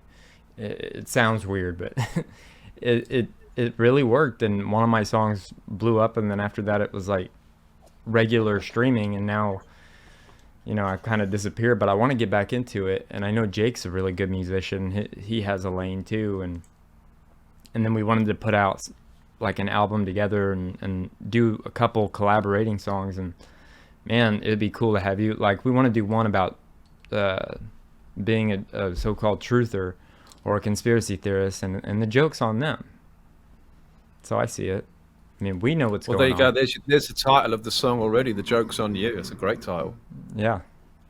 Like, you already talked about, like, truth and that being your message. And I love that. I mean, that's I feel like what all music is. It's your truth, and other people can relate to it. Like, when I write a song, it has to mean 3 different things to 3 different people. It takes me a long time to record a song, and people don't quite understand that. I think they're just like, why can't you just put a beat on it and say the same thing over and over and over again, like today's mumble rap? And it's like, I respect music a little bit too much. Like, I don't listen to anything probably before after 1985, except for Nirvana and the grunge movement. But all my stuff is like before that. Like, I'm a big Elvis fan. I'm a big, I like the outlaw country, like Waylon Jennings and Johnny Cash, and my girlfriend thinks I'm a 70-year-old man in a 28-year-old body, because I know I'm also on the spectrum of autistic. So I will like take in all this information, and once I become obsessed with something, I'll know everything about it by the time I'm done with it. So it's a blessing and a curse, I would say. And that's a good genre. That's a good kind of, because the music back then, particularly the country music and the spoken word, you can tell really good stories with that, and that's the perfect for for getting a message across. No, I like it. You got your tastes. I mean, I'm doing everything. I'm trying to do everything. I want to put out a rap song. I want to do so many different things. I mean, why not? Why not just, instead of sticking to one sort of, just try and do it all? I think you'll learn a lot more. I mean, take that country genre and do a rap. Like Tom McDonald's just done a rap song with a country artist appearing in the chorus, which you would never have expected. But why not? That's what I'm saying. I wanted to do a song of every genre, kind of like you're saying, like just blow everybody's mind just with one of every style of music. And hopefully they'll all make it to #1. That's not thinking realistically, but that would be cool. I mean, #1 in all these different things. I've been saying that for a while, but it is pretty tough. It is pretty tough. It's a hard slog, man. I just hope one day that we could actually, I shouldn't talk negatively and shouldn't talk about monetizing it, but it is important to try and, make a living off of it, I think. I think the truth should be monetized in a way, because the more corporate you make it, and, the more T-shirts, because T-shirts are like, people are walking billboards, and you put a conscious message on a T-shirt. I think that's important to start the conversation, and the books as well. Everything I'm doing is conscious, and I'm sort of trolling Amazon by having my Flat Earth Man books on Amazon, and I get a lot of heat for that. Why are you on Amazon? Amazon are like the devil. It's like, no, I'm like a Trojan horse, really. I'm putting conscious stuff where all the unconscious people are. So, I do believe in, monetizing the truth and trying to make a living out of it, because that way you can do it all the time. Yep. Not just doing it for a hobby, not making any money of it. I do believe that, good conscious creators should be rewarded for what they're doing. Yeah, I mean, I put my book on Amazon. I don't see anything wrong with that. Right after my dad passed, I wanted to, I don't know why, what it was like something, I don't know, something took over me, and it was like, you need to do this. You need to write a book about who your dad was, because he was so important to so many people. So I wrote about our relationship and published it through Amazon, and then, I don't see anything wrong with Amazon. No, I don't see. There will always be someone that sees something wrong with that. But if you're moved to do something, absolutely go with it, and put it on Amazon and put it on iTunes. Like, people say, you got to take your stuff down from Amazon because Amazon are this and that and that. Well, okay. Well, so are iTunes. iTunes are the devil as well, and so are Spotify, and so are YouTube. They're all these corporate monsters. So I take my music down off of all of them and reach nobody and just have it on my website? No, I want to reach as many people as possible. So it's got to go on Amazon. It's got to go on Spotify. That's where all the normies are, and they're the people I need to reach. You're exactly right. You're exactly right. I mean, and then some Christians would say that, they would not like it or whatever, but didn't Jesus or Yahuwah or, didn't he reach out to people that were not like him? Didn't he reach out to other people? So it's kind of like, if Jesus made music, wouldn't he be on Spotify? Wouldn't he be on I Amazon? was just about to say he'd probably have a book on Amazon as well, because I mean, the Bible's on Amazon. Well, then, right, there you go. There you go. We're all trying to reach people. What's the best way to reach people? We've all got a message. We've got something to say, and we want people to hear it because it's that important. It's so important. So, we've got to use these platforms, unfortunately. But yeah, there'll always be someone that disagrees with what you do, and screw them. So, where are you originally from? You sound like a Beatle to me. Originally, what did you say? You kind of sound like a Beatle to me, like one of the Beatles, like John. Oh no, the Beatles they were more Liverpudlian. They kind of spoke like that. They had a kind of Liverpudlian accent, and so there's lots of regional accents in the United Kingdom, and that's kind of one of them. And John Lennon kind of spoke like that, like in the back of his throat, like that. So that's the more the Liverpudlian accent. But I'm from about 20 miles northeast of London, which is a place called Essex. I'm an Essex boy through and through originally. But UK is such a grey, rainy, pissy place. And I felt like I was born in the wrong country. I always loved the sun. When we were treated to a bit of sunshine in the UK, which was just a few weeks, out on my bike and just like sunbathing. And I don't know, it's just like I'm a sort of sun worshipper, really, not in the pagan sense, but I just really loved the sunshine, and there was just none of it in the UK. So the wife and I came on holiday to Spain, fell in love with it. The landscape was just beautiful. The weather is incredible. Like now it's really hot today. It's really, it's just beautiful. We get like 300 to 320 sunny days of sunshine a year. It was just, and because I make my income from the internet, I can really run my business with a laptop and a room like this. So like, I wasn't tied family-wise. In fact, I'm the black sheep, so it was easy to move country to get away from that. And so it was a really easy decision. When we just sort of jumped in with both feet, and we started renting a place in Spain. And before we knew it, we fell in love with it. And I've been in here 10 years. So originally UK, just north of London, and now I'm in Spain, doing my thing. I'm trying to learn the language as well. And living the dream, man. I mean, that sounds awesome. Yeah, it's. About living the dream. Yeah, maybe. I mean, I'm doing what I want to do. I don't work for anybody else. I get up in the morning, not to an alarm clock. I don't have to clock in or clock out like I used to do when I had a slave job. I don't have a boss. I don't have any. So I'm doing all right for I mean, I've got members of my family that most of the people that I know in my family, they're all miserable because they're doing that daily grind. And I'm the black sheep. I'm the happy one who's in Spain in a sunny country doing what he loves. So I guess, yeah, maybe living the dream, I suppose. I'm doing what I want, which is really important, because when you're doing what you love, you never have to work a day in your life. Yeah. That's awesome. What is Russell Brand from where you're from? Because I saw an interview that he did. Yeah, originally he's from the UK. I think he's from London originally, yeah. Oh, okay. He might be from Essex, actually. I think he might be an Essex boy as well. I think that's what he said on Tucker Carlson. He was like talking about Essex being like forget what state here in America he said it was like, but it was very interesting, and what you described sounded exactly like kind of what he said. And he's actually waking up, which is surprising and awesome. Like he's having this huge awakening, and I hope he comes on our side of biblical cosmology or flat earth or whatever you want to call it. And there's Jake. I wonder if he will, because there's a lot of people think he's a disinfo agent and blah blah blah, and but he's saying a lot of good stuff. Great. Whether he'll actually be allowed to talk about cosmology or not, because I'm sure he has his handlers or certainly people around him that will. I don't know, but I'm skeptical that he'll start talking about Earth shape. I don't think he'll be allowed to do that, especially with the kind of following that he has. He has a lot of influence, and I don't know. But if he's got a big following and he's talking about vaccines and all that sort of stuff, then great. It's just going to push people further down that rabbit hole, which is what we want.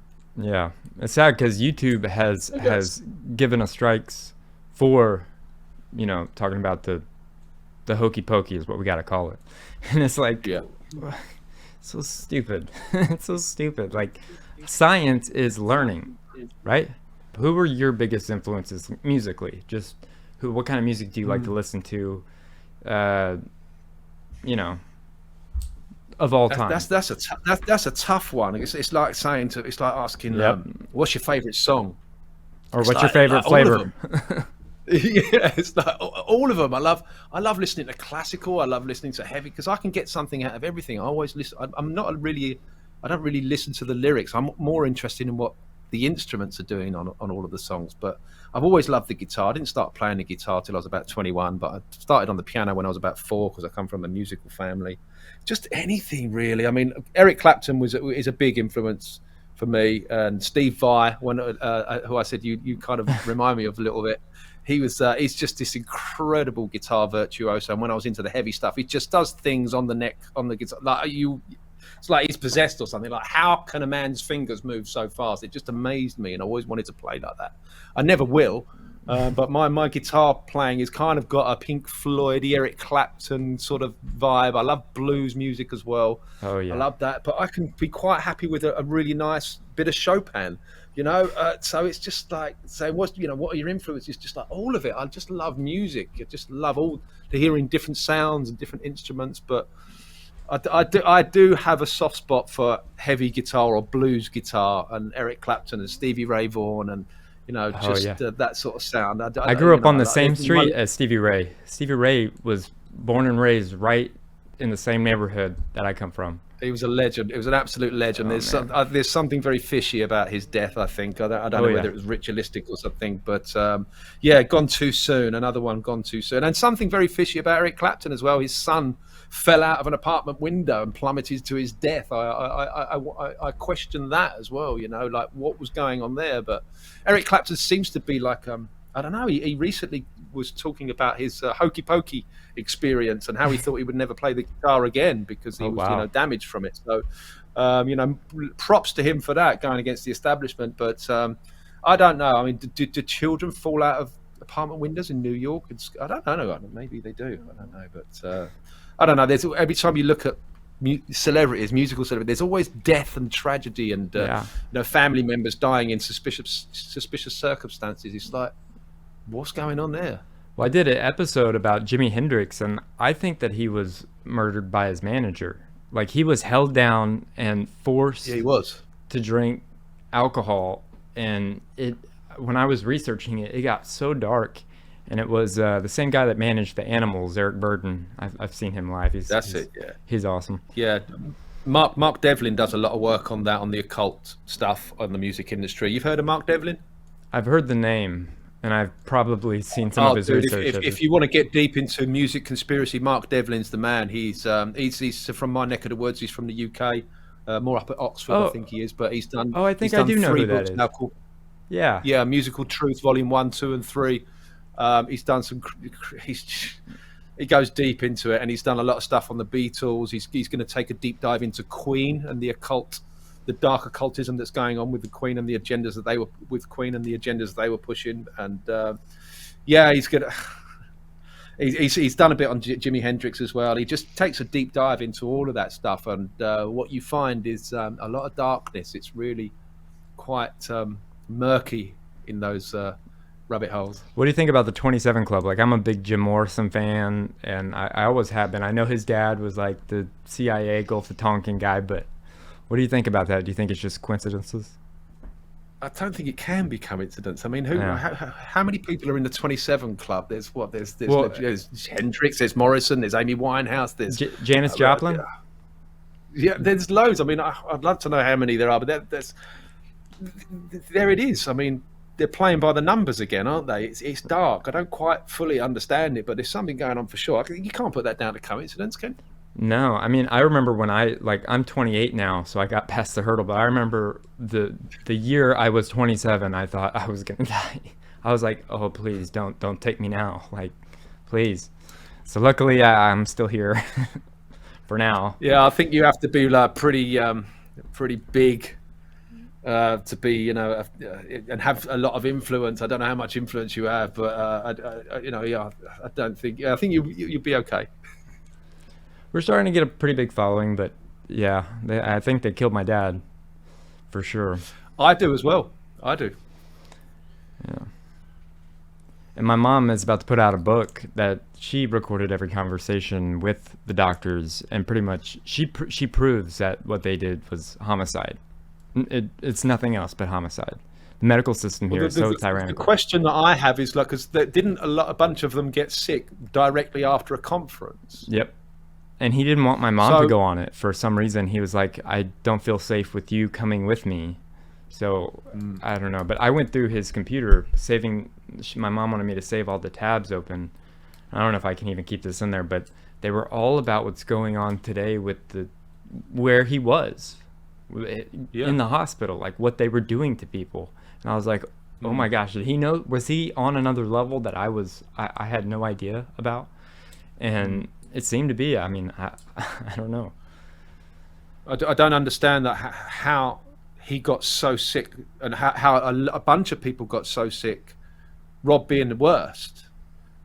So I wonder if there was any kind of poisoning that went on. I've heard of bioweapons.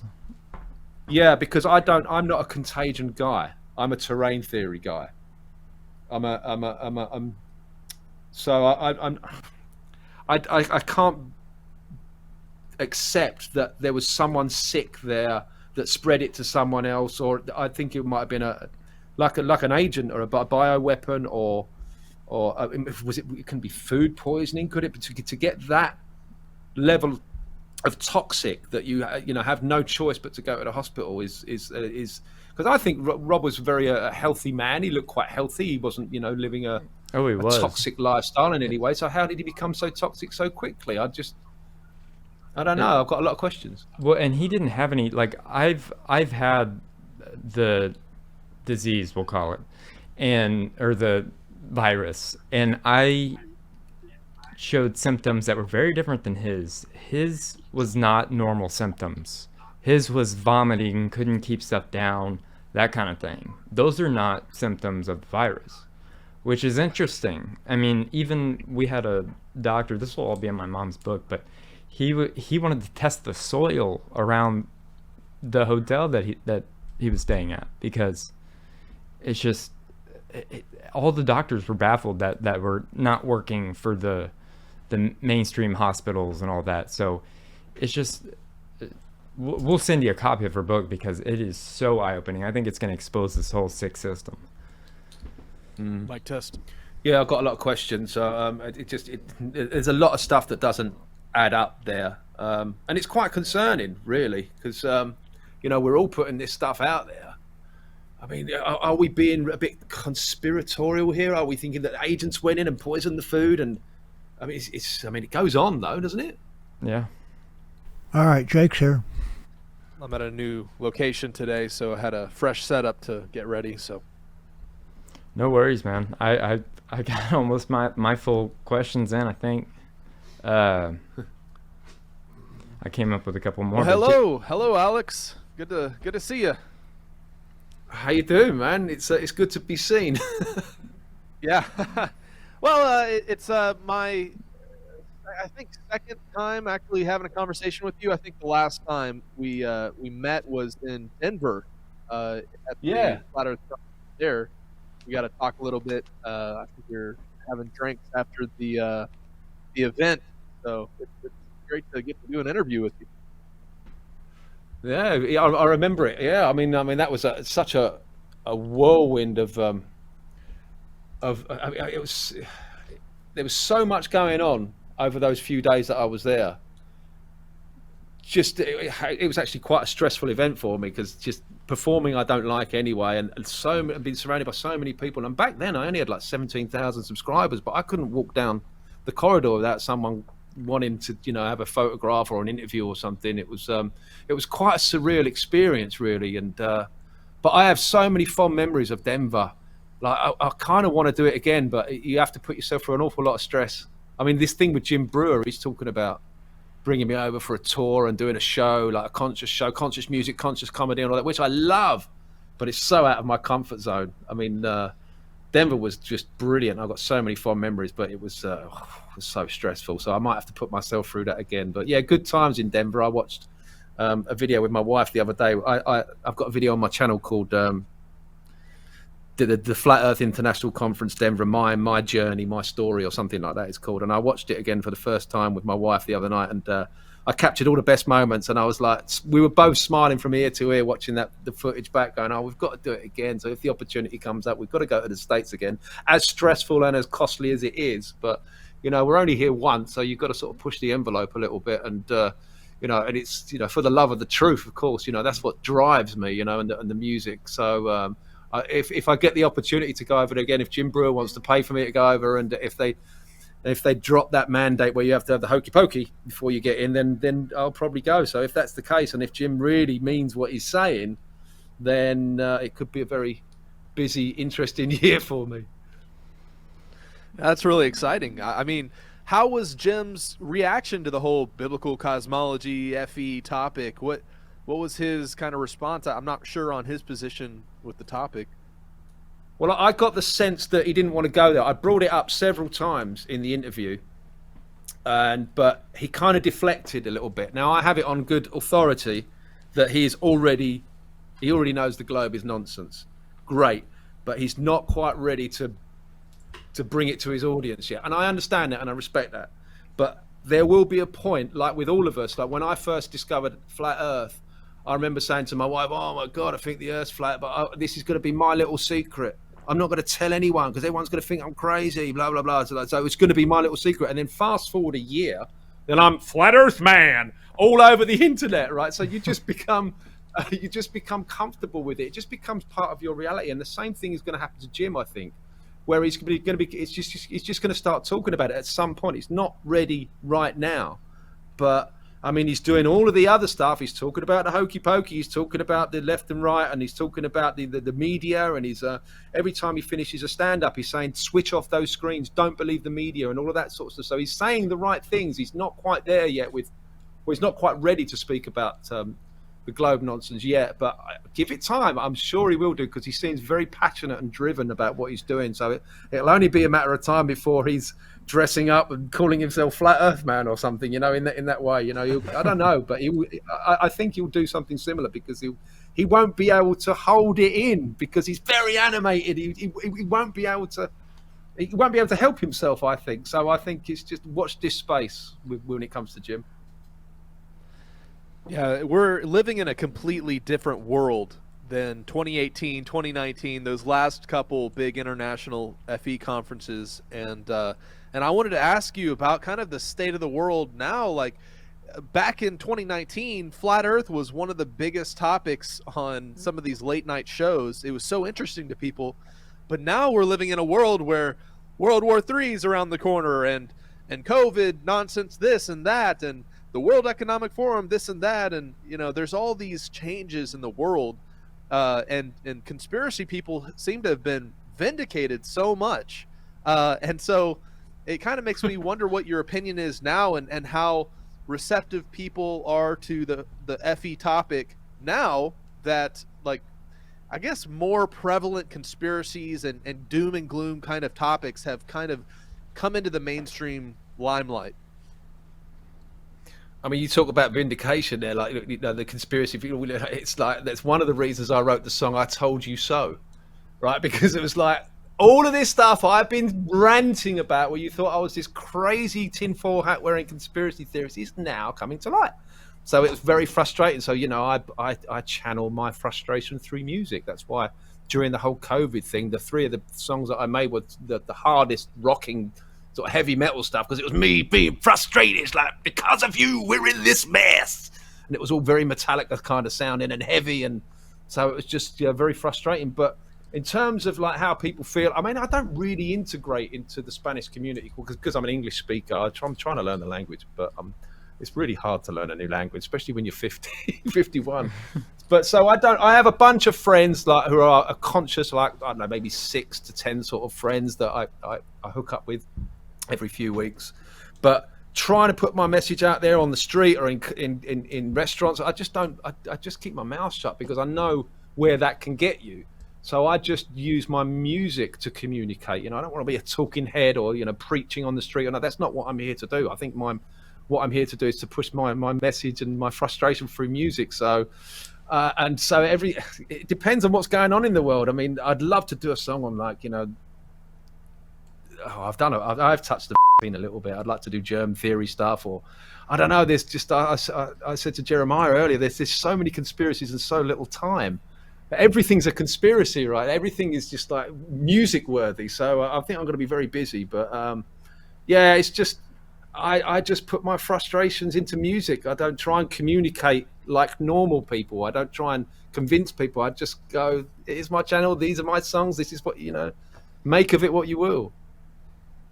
Yeah, it's I think so potent how music can kind of transcend those barriers that people put up when somebody's like preaching at them on whatever topic. And I think that's what's so beautiful about music, and what I think is really effective with your style and approach. And the reason I kind of was asking that question is that with all the kind of the doom and the gloom in the world, and a lot of people who are waking up based on these other topics, like the suspicion with the medical industry, or distrust when it comes to like a big central bank controlling finances or something like that. A lot of people are easily kind of shaken by some of these topics that seem to be very provable.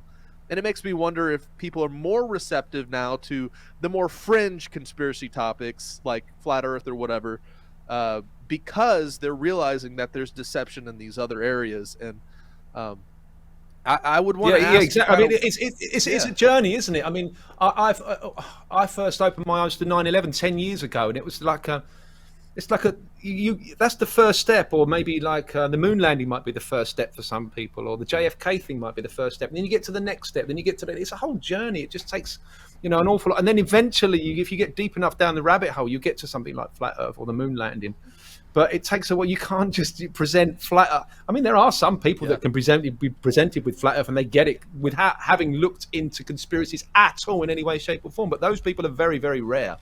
You have to start somewhere. For a lot of people, it was 9/11. So, and that was 10 years ago, So people will become more receptive to flat Earth because it's not going away, and there are more and more flat earthers every single hour. Just look at Dave's app. Every hour, more people joining. So it ain't going away. Once you go flat, you don't globe back, right? There might have been one or two idiots. That should be on a t-shirt. Yeah, it should be. Yeah. So it ain't going away, I don't think. And maybe us guys here we're ahead of our time, and maybe one day, 10 years down the line, we'll be thought of as I don't know, just ahead of our time. I hope that in 10 years that we do see more of a mainstream appreciation or acknowledgement of this subject, because if that happens, then my music is perfectly poised and perfectly set for that flat Earth awakening, and then I can buy myself a new car. Yeah, I think we're all hoping for a world where people are more receptive to some of these topics that really helped redefine our lives in general, like realizing all of these things that have kind of manipulated our mindsets from the school-age classroom, right, to what people learn in college with physics and all this stuff. Being taught we could be astronauts all along the way. I think looking back, if there's more vindication for conspiracies like it has been over the past few years with some other topics, I think you'll be doing pretty well. Yeah, we'll see. I mean, when you get into this stuff, I wasn't financially driven. It's not like I'm going to make these songs, I'm going to make so much money. I've been doing this 6 years, and there's no way I can even make a living off of what I'm doing. But but it would be nice in 10 years if it's really recognized. I mean, slowly. Jim Brewer's found my stuff, right? And there's a lot of people that will in the industry that will follow Jim Brewer and that might, contact me indirectly.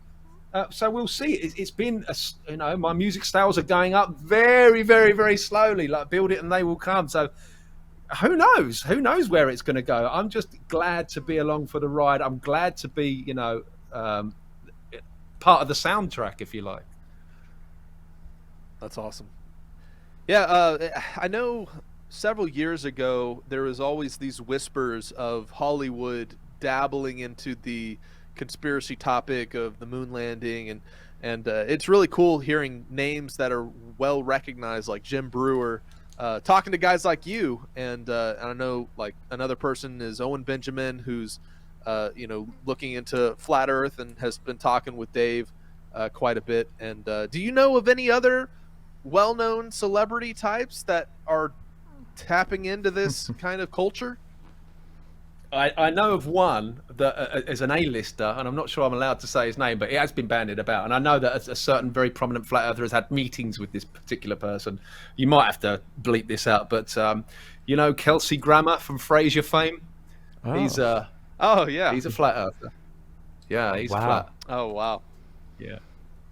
I know another one. So I don't know if that's going to go. Maybe that's the only big name that I know who's flat. I mean, it's only a matter of time. I don't know who else is talking flat. I don't know.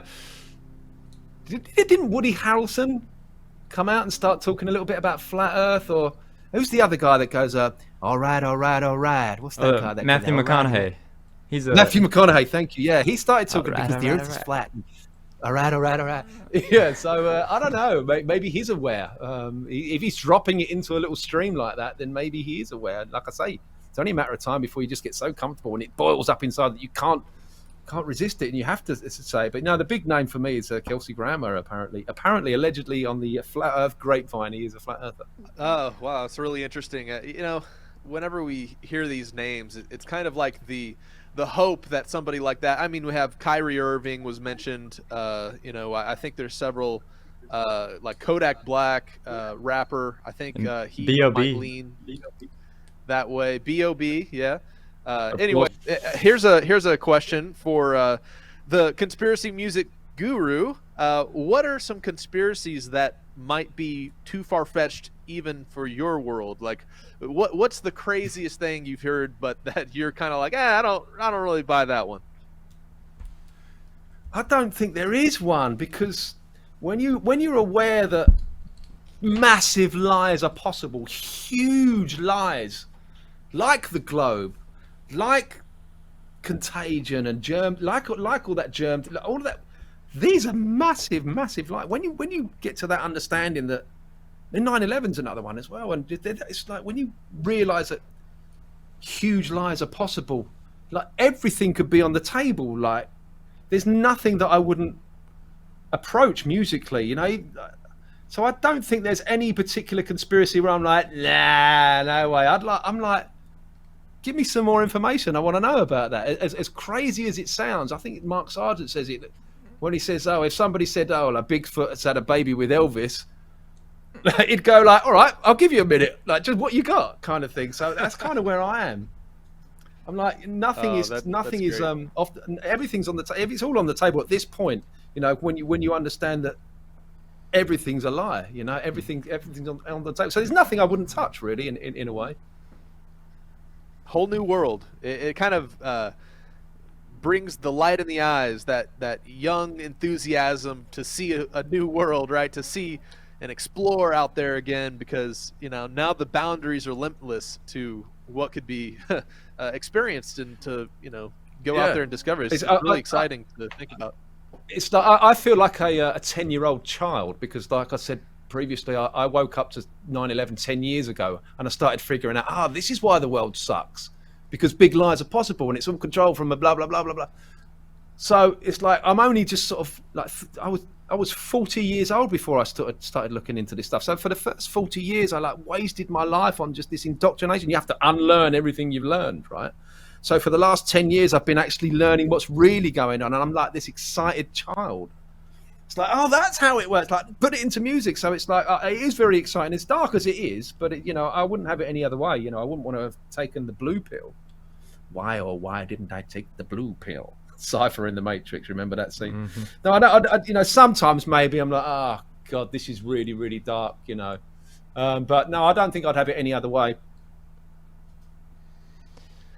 So in terms of people that are fresh to the conspiracy world, whether it be flat earth or challenging the medical establishment, big pharma, or government control over whatever, what are some resources that you would point people towards that are like newbies, like somebody that's totally unfamiliar, they've just kind of heard a little bit about 9/11 or this or that?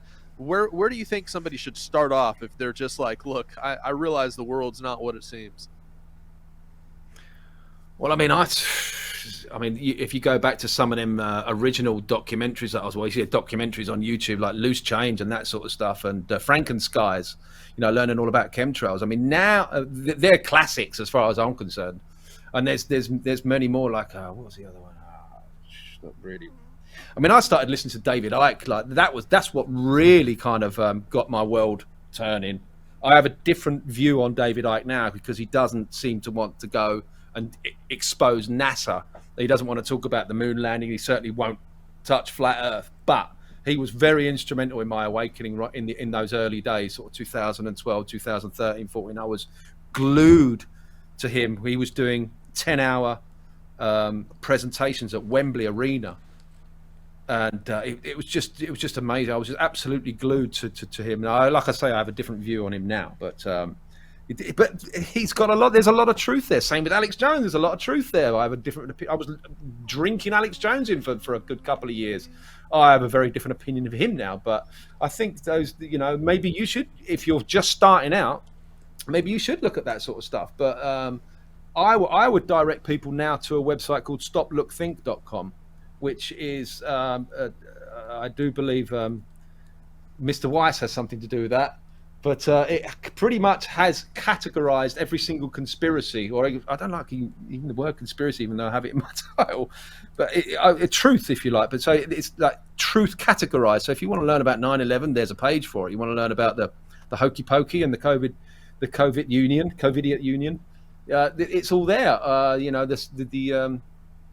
I've got to be careful with my words. The Sandy Hooker, that event as well, and all of that sort of stuff. It's all on stoplookthink.com. So that would be a pretty good place to start. But you got to bring food and water because it's not something you're going to get in a couple of hours. You have to dedicate an awful lot of time to it. That's why the music is quite effective, because I try and put as many truth bombs in a 5-minute song, because people don't have the capacity anymore or the attention span to watch hours and hours and hours of video. So I try and put it in a 5-minute sort of truth bomb, if you like. But where to start? That's a question. That's a big question. I only know where I started. I started with Alex Jones and David Icke and those chemtrail documentaries and the 9/11 documentaries. And back in the days when YouTube wasn't censoring, that it was offering me more.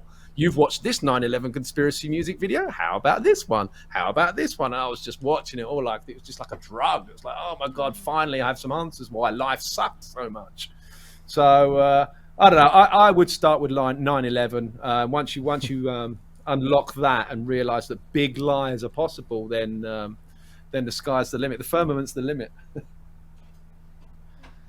Wow, that's I think that website in itself would be a great resource for people, just being able to sift through all the various topics over the years. And I like how you put it, bring food and water with you, because you're going to be there a while. It takes time to digest and experience and research.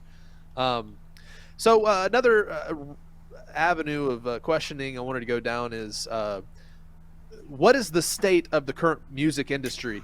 And what are some of the kind of things that you've experienced trying to break out into the public realm? I mean, things aren't done like they used to with the abilities we have with social media and such.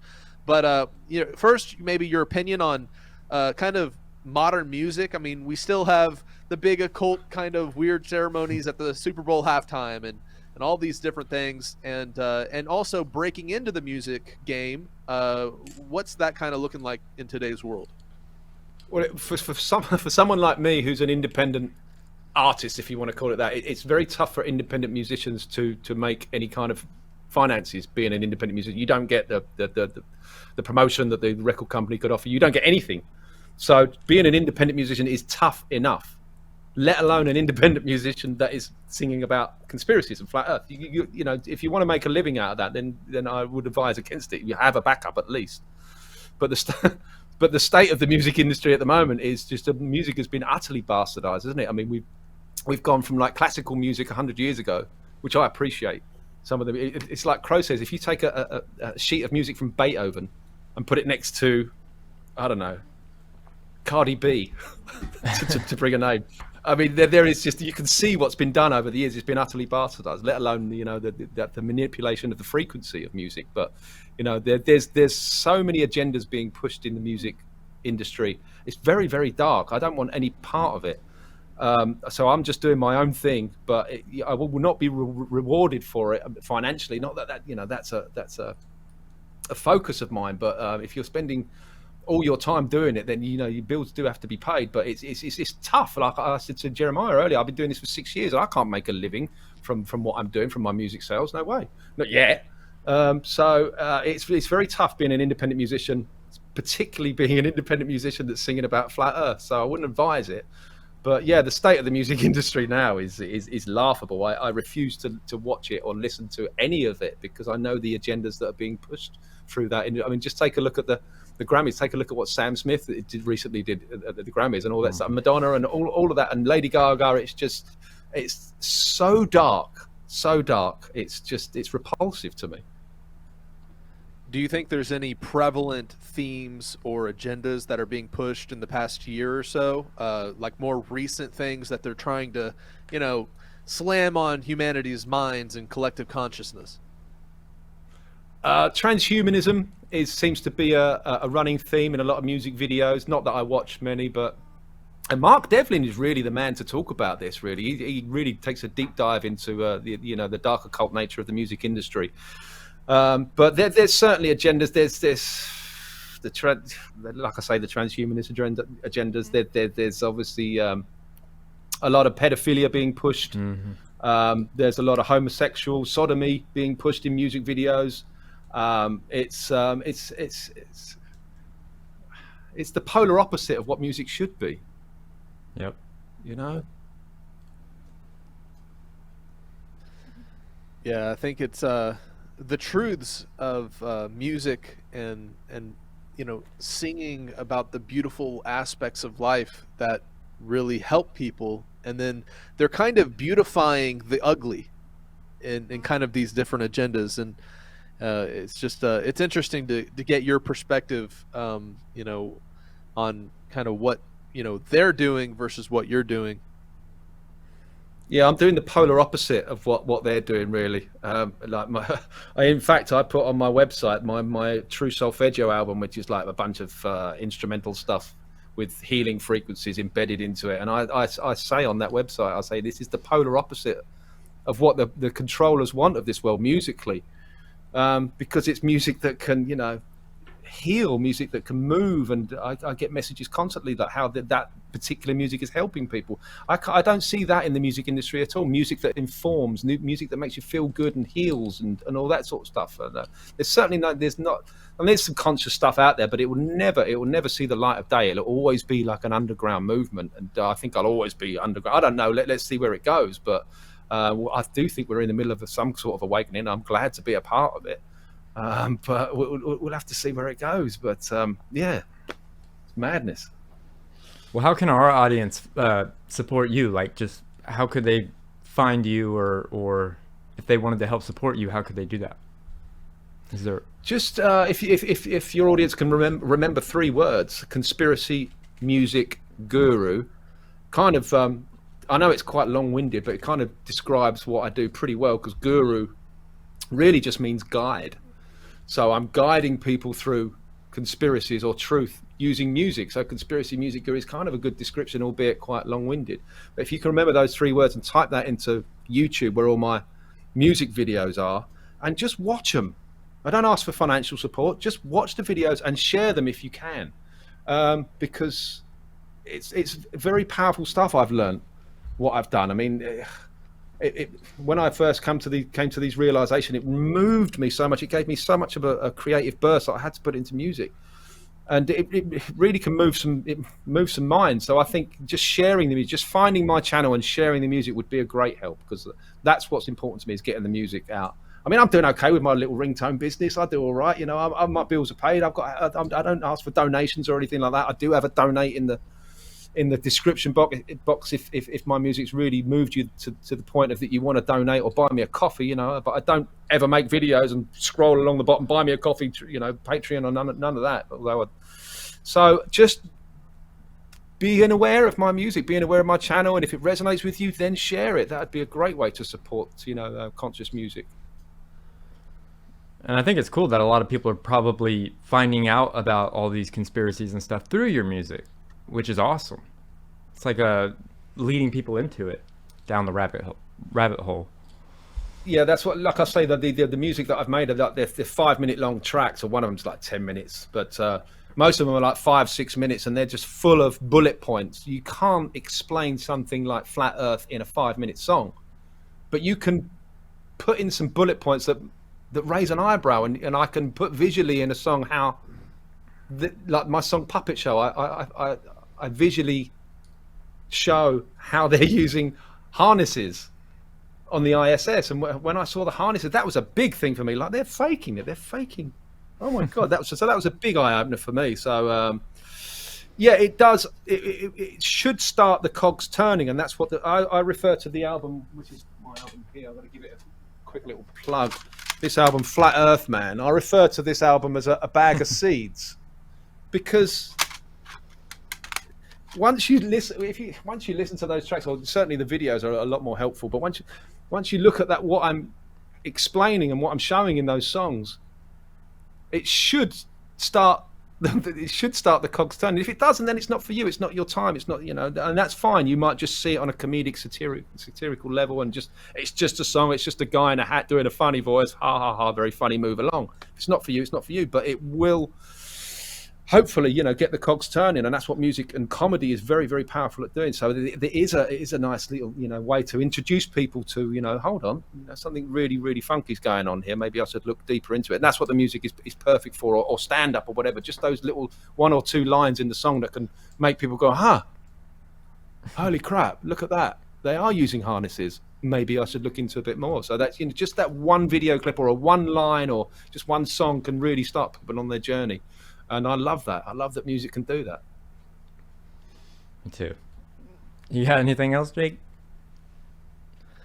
Oh yeah, yeah. I mean, Alex, what is kind of on your radar right now? I know you've mentioned germ theory, but what can we expect some of your next songs or albums to be about? What are you really diving deep on currently? That's a tough one, because at the moment I've just finished an album. I'm going to give this one a plug as well. Screw it, why not? Yeah, please. I've just finished this album. It's called Unplug, and it basically covers so many conspiracies you wouldn't believe, and that's just full of lyrical truths. And I'm quite exhausted from doing that, because that took a good 4 months to make. And when I'm making an album, I don't have any help. It's all me doing everything. It's like I'm doing every aspect of it, from designing the CD to doing my own photo shoots and to doing the videos and the production, the mixing, the mastering, the vocals, the bass, the drums, the harmonica, absolutely everything. So it's quite an exhausting thing to do. So I've just finished that. It came out, I don't know, a few weeks ago, and I'm still quite exhausted from it. So I'm not really thinking about my next project. I have a few ideas. I mean, there's a song on this album called You Were Right.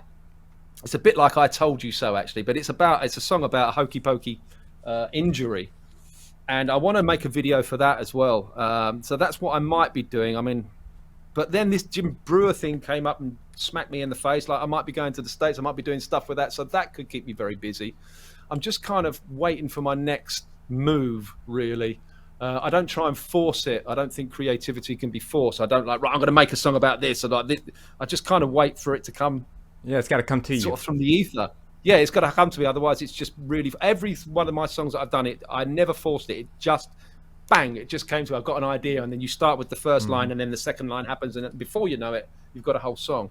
So I never tried to force it. So I'm never like, right, this is the next song I'm going to do. Germ Theory is a great one. I really should do something with that. But we'll see if I get an idea for that. But I'm always going to be busy, aren't I? I'm never going to stop doing this. It's kind of like my calling, my purpose. So there'll always be more stuff coming from me. I'm just going to sit tight for a while, have a bit of a break, see what happens with the Jim Brewer thing. It could take me places. It could open a lot of doors. I don't know, but we'll see. I guess we'll see. Awesome. Cool, man. Well, I think that's all I had at the moment, Jeremiah.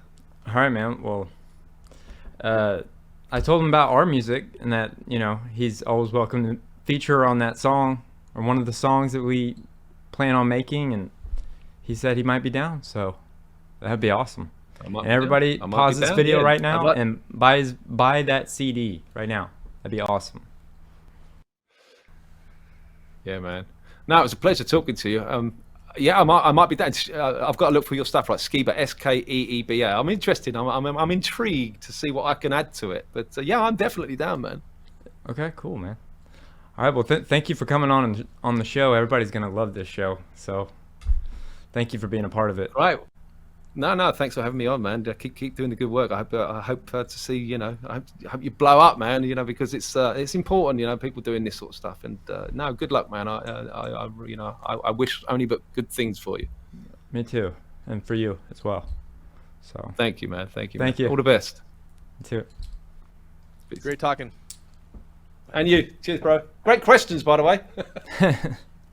No problem. Cheers. Thank you again, Mr. Michael, for being on Skiba News Nation. We greatly appreciate it. Now, Jake, you got some memes for me? I do. All right, meme me up.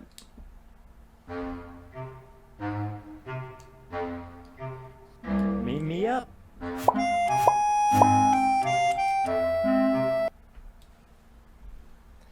So we have a plethora of pretty random memes this week, but here's one for us. Back in my day, we didn't wear helmets. We just lie there unconscious until somebody came to get us for dinner. I don't know about you, Jeremiah, but I remember this was true for me. We would just go out and come back all banged up and. Oh yeah. Oh man. Good times. Yeah, just gonna lie here. In my injury, no emergency trip for me. Nowadays, everybody's got to go straight to the emergency. Everything's such a big deal. I know, because they look it up on Google and then they find out that they think it's something else, and then never self-diagnose. Adam blamed Eve, and Eve blamed the snake, and the snake didn't have a leg to stand on. Oh man. Speaking of Satan, right? Hey kids, want to hear a story? Not today, Satan. Oh man, that's great. When someone offers me tap water, do you remember last year the whole conspiracy going around about something in the water? Yeah. Wasn't there a whole documentary about it? I mean, there was a whole documentary, and they also produced some very well put together documentaries, like 200 Mules, right? Mm-hmm. And so it's kind of interesting, looking back on it. I was always suspicious of that particular conspiracy. I thought it was a little far-fetched. But it's weird how the far-fetched conspiracy documentary makers made a really well put together documentary like 200 Mules. So it kind of, it leaves you questioning, are they trying to discredit themselves or what? Well, if they would have just left if they would have left the fortune cookies part out and like all the kind of weird stuff that he was saying, I think I would have like believed it a little bit more, but he kind of threw his credibility out the window at the end. But I was liking it until then. But that's just my personal opinion. All right, next one. 1960s to 2023. This is the evolution of man as the system wants us to believe, right? Yeah. And I think we're definitely descending into madness, and I think they want to feminize and pretty much neuter men of today's world, and unfortunately, our system is churning out guys that look like this person on the right. And what's sad about that is I mean, when you have indoctrination and media and movies that beautify this lifestyle, and then you grow up to look like this, it's not just your fault. It's kind of the people that put you into that system to begin with. And that's why I say, hey, guys, get your kids out of the school system and homeschool, because the best person to teach your children how to be a man or how to be, well rounded adults is the parents, right? And the elders of a community that is strong and has morality based on the scriptures. Well, I will say there are some good teachers, like my girlfriend, that takes their job very seriously. But yeah, I agree with the rest of that comment. Oh yeah, absolutely. I mean, there's always teachers that are pouring their lives into the children, and unfortunately, sometimes hard to find. unless people play by the rules of the school board, they're kicked out. So good teachers who stand up for, based learning, right? They're being removed from the school systems unless they cave to all these agendas. And so the best of the best teachers sometimes are really having a hard time who are still in the school system. Yeah. Here's a funny one. I know that Albert Einstein was a genius, but I think his brother Frank was a monster. Frankenstein. I get it. That's funny. Frankenstein.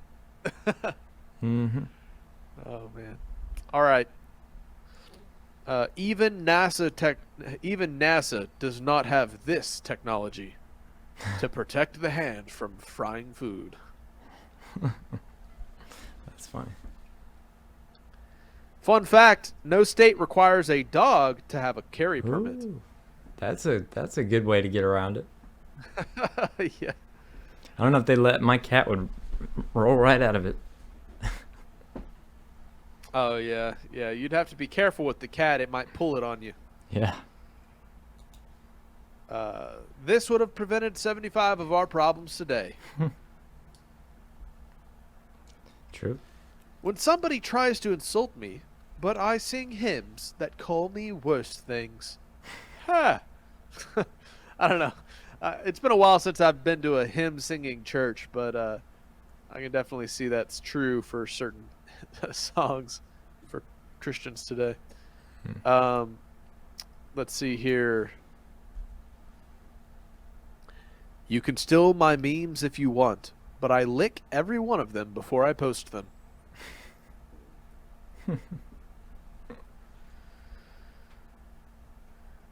We have a fast food war going on between McDonald's and Chick-fil-A.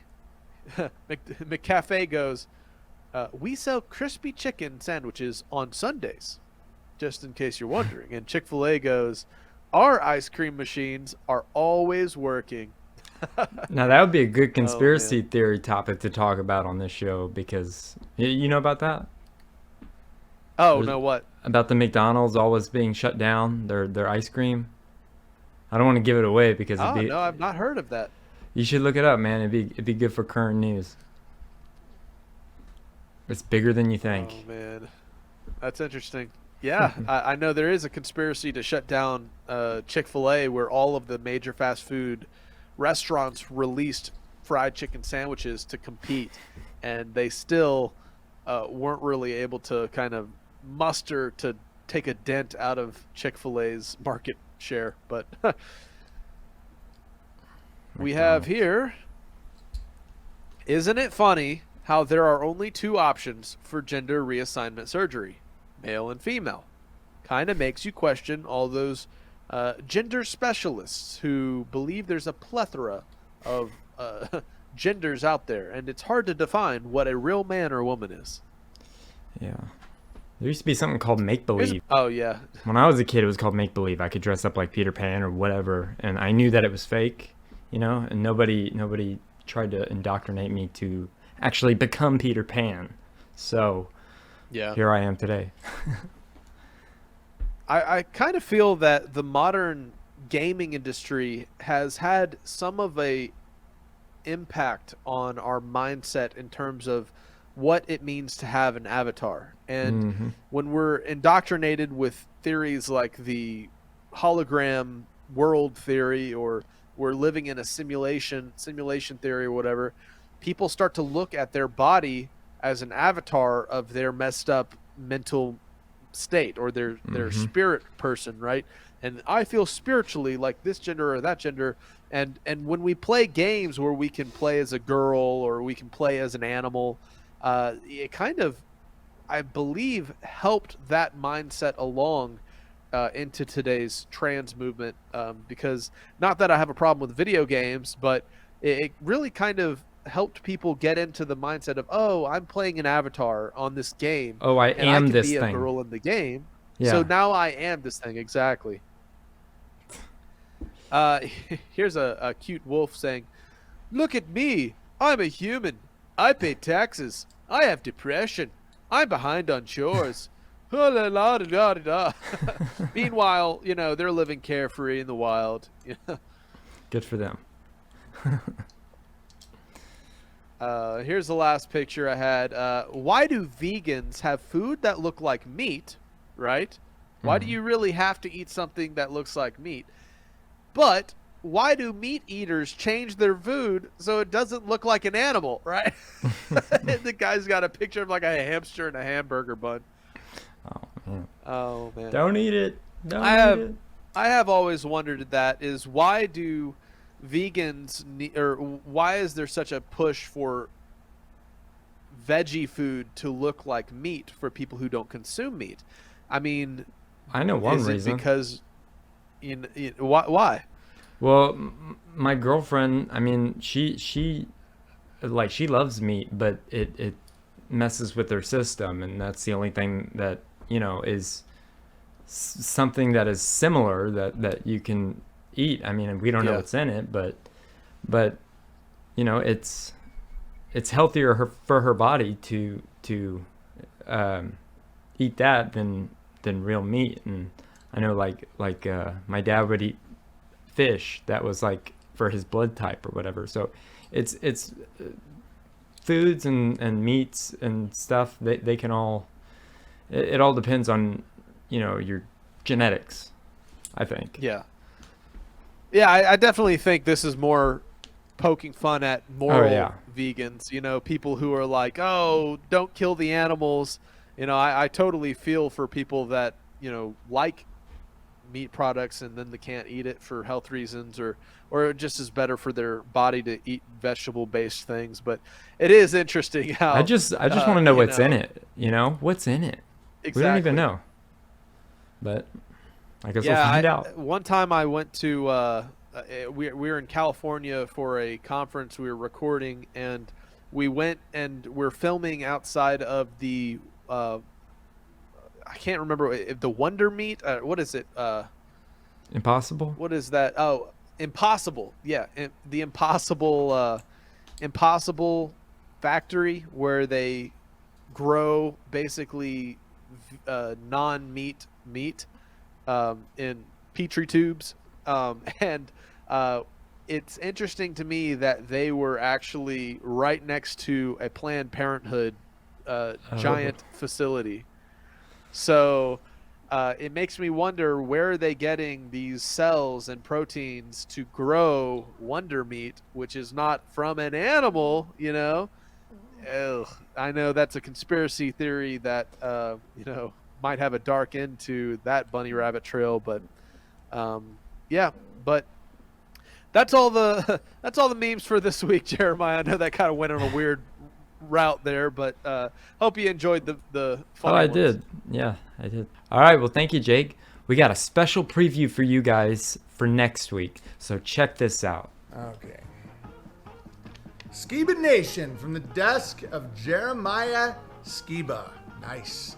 Dear Mr. Benjamin, I hope you and your family are doing well. This is Jeremiah Skiba.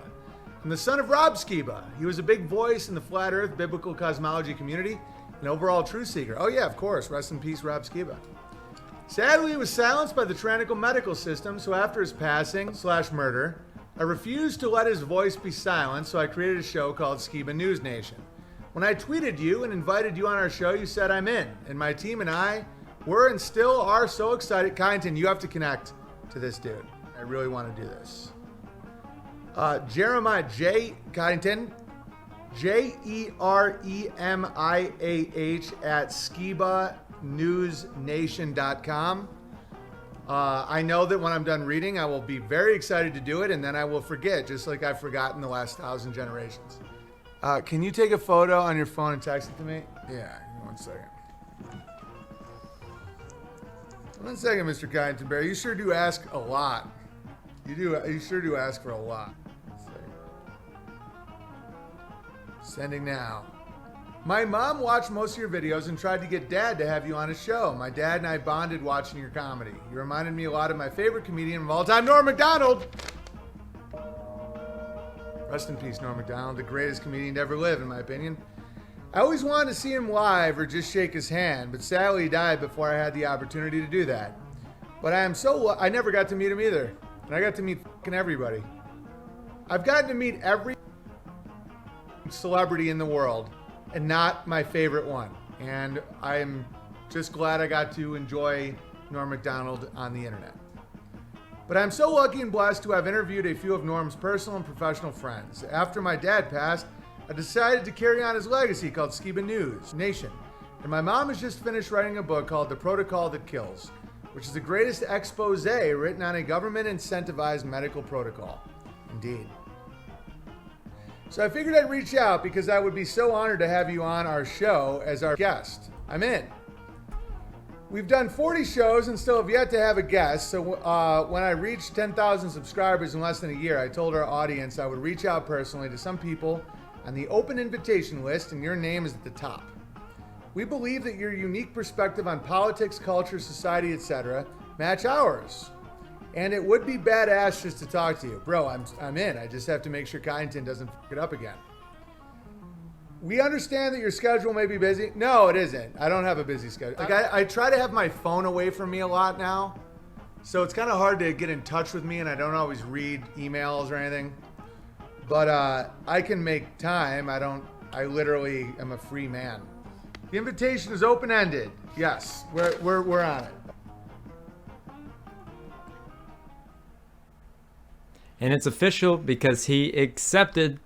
We're going to be filming it.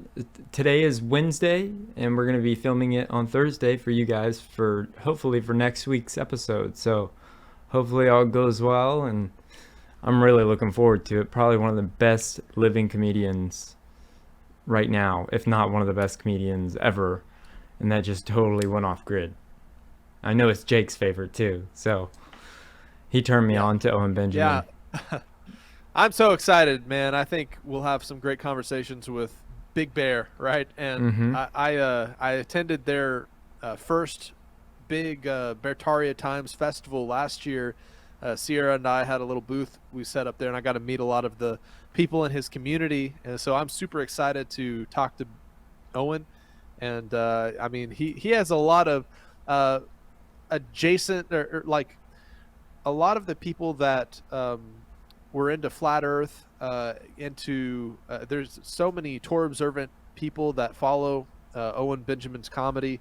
So there's a lot of adjacency with our mutual audience, you know, and so it's really exciting to be able to get to talk to him. Yeah, man. Thank you, Jake, for another great current news and memes as always. Opa, thank you for another great Opus Corner. Thank you to our new friend, the Conspiracy Guru. We hope you enjoyed this episode. And thank you guys for being here every week. We greatly appreciate it. And thank you for coming on this journey with us as we continue to stay on the quest for truth. Subscribe and stay tuned. If you would like to submit a story, topic, or have any other inquiries, please email submit@skibanewsnation.com. Also, you can email Jeremiah Skiba personally at jeremiah@skibanewsnation.com. Also, email Jake personally at jake@skibanewsnation.com. If you want to write us a letter, send us something, help support us, or just say hi, please send your letter to Jeremiah Skiba, P.O. Box 560-271, The Colony, Texas 75056. If you write us a letter, I'll do my best to write you back. Hey, Skiba News Nation family, thank you for watching. Please like, share, subscribe, and click that notification bell so you never miss an episode of Skiba News Nation. If you want to help support us, please consider becoming a Patreon, where you will get exclusive content, shoutouts, and much more. And you can also support our channel by getting yourself some new Skiba News Nation merch. Thank you for coming on this journey with us as we continue to stay on the quest for truth. Huge shout out to all our Patreon supporters. Thank you so much for your support. We couldn't do this show without you. If you want to help support us, go to patreon.com/Skiba News Nation. Also, you can listen to Skiba News Nation podcast on your favorite podcast platform.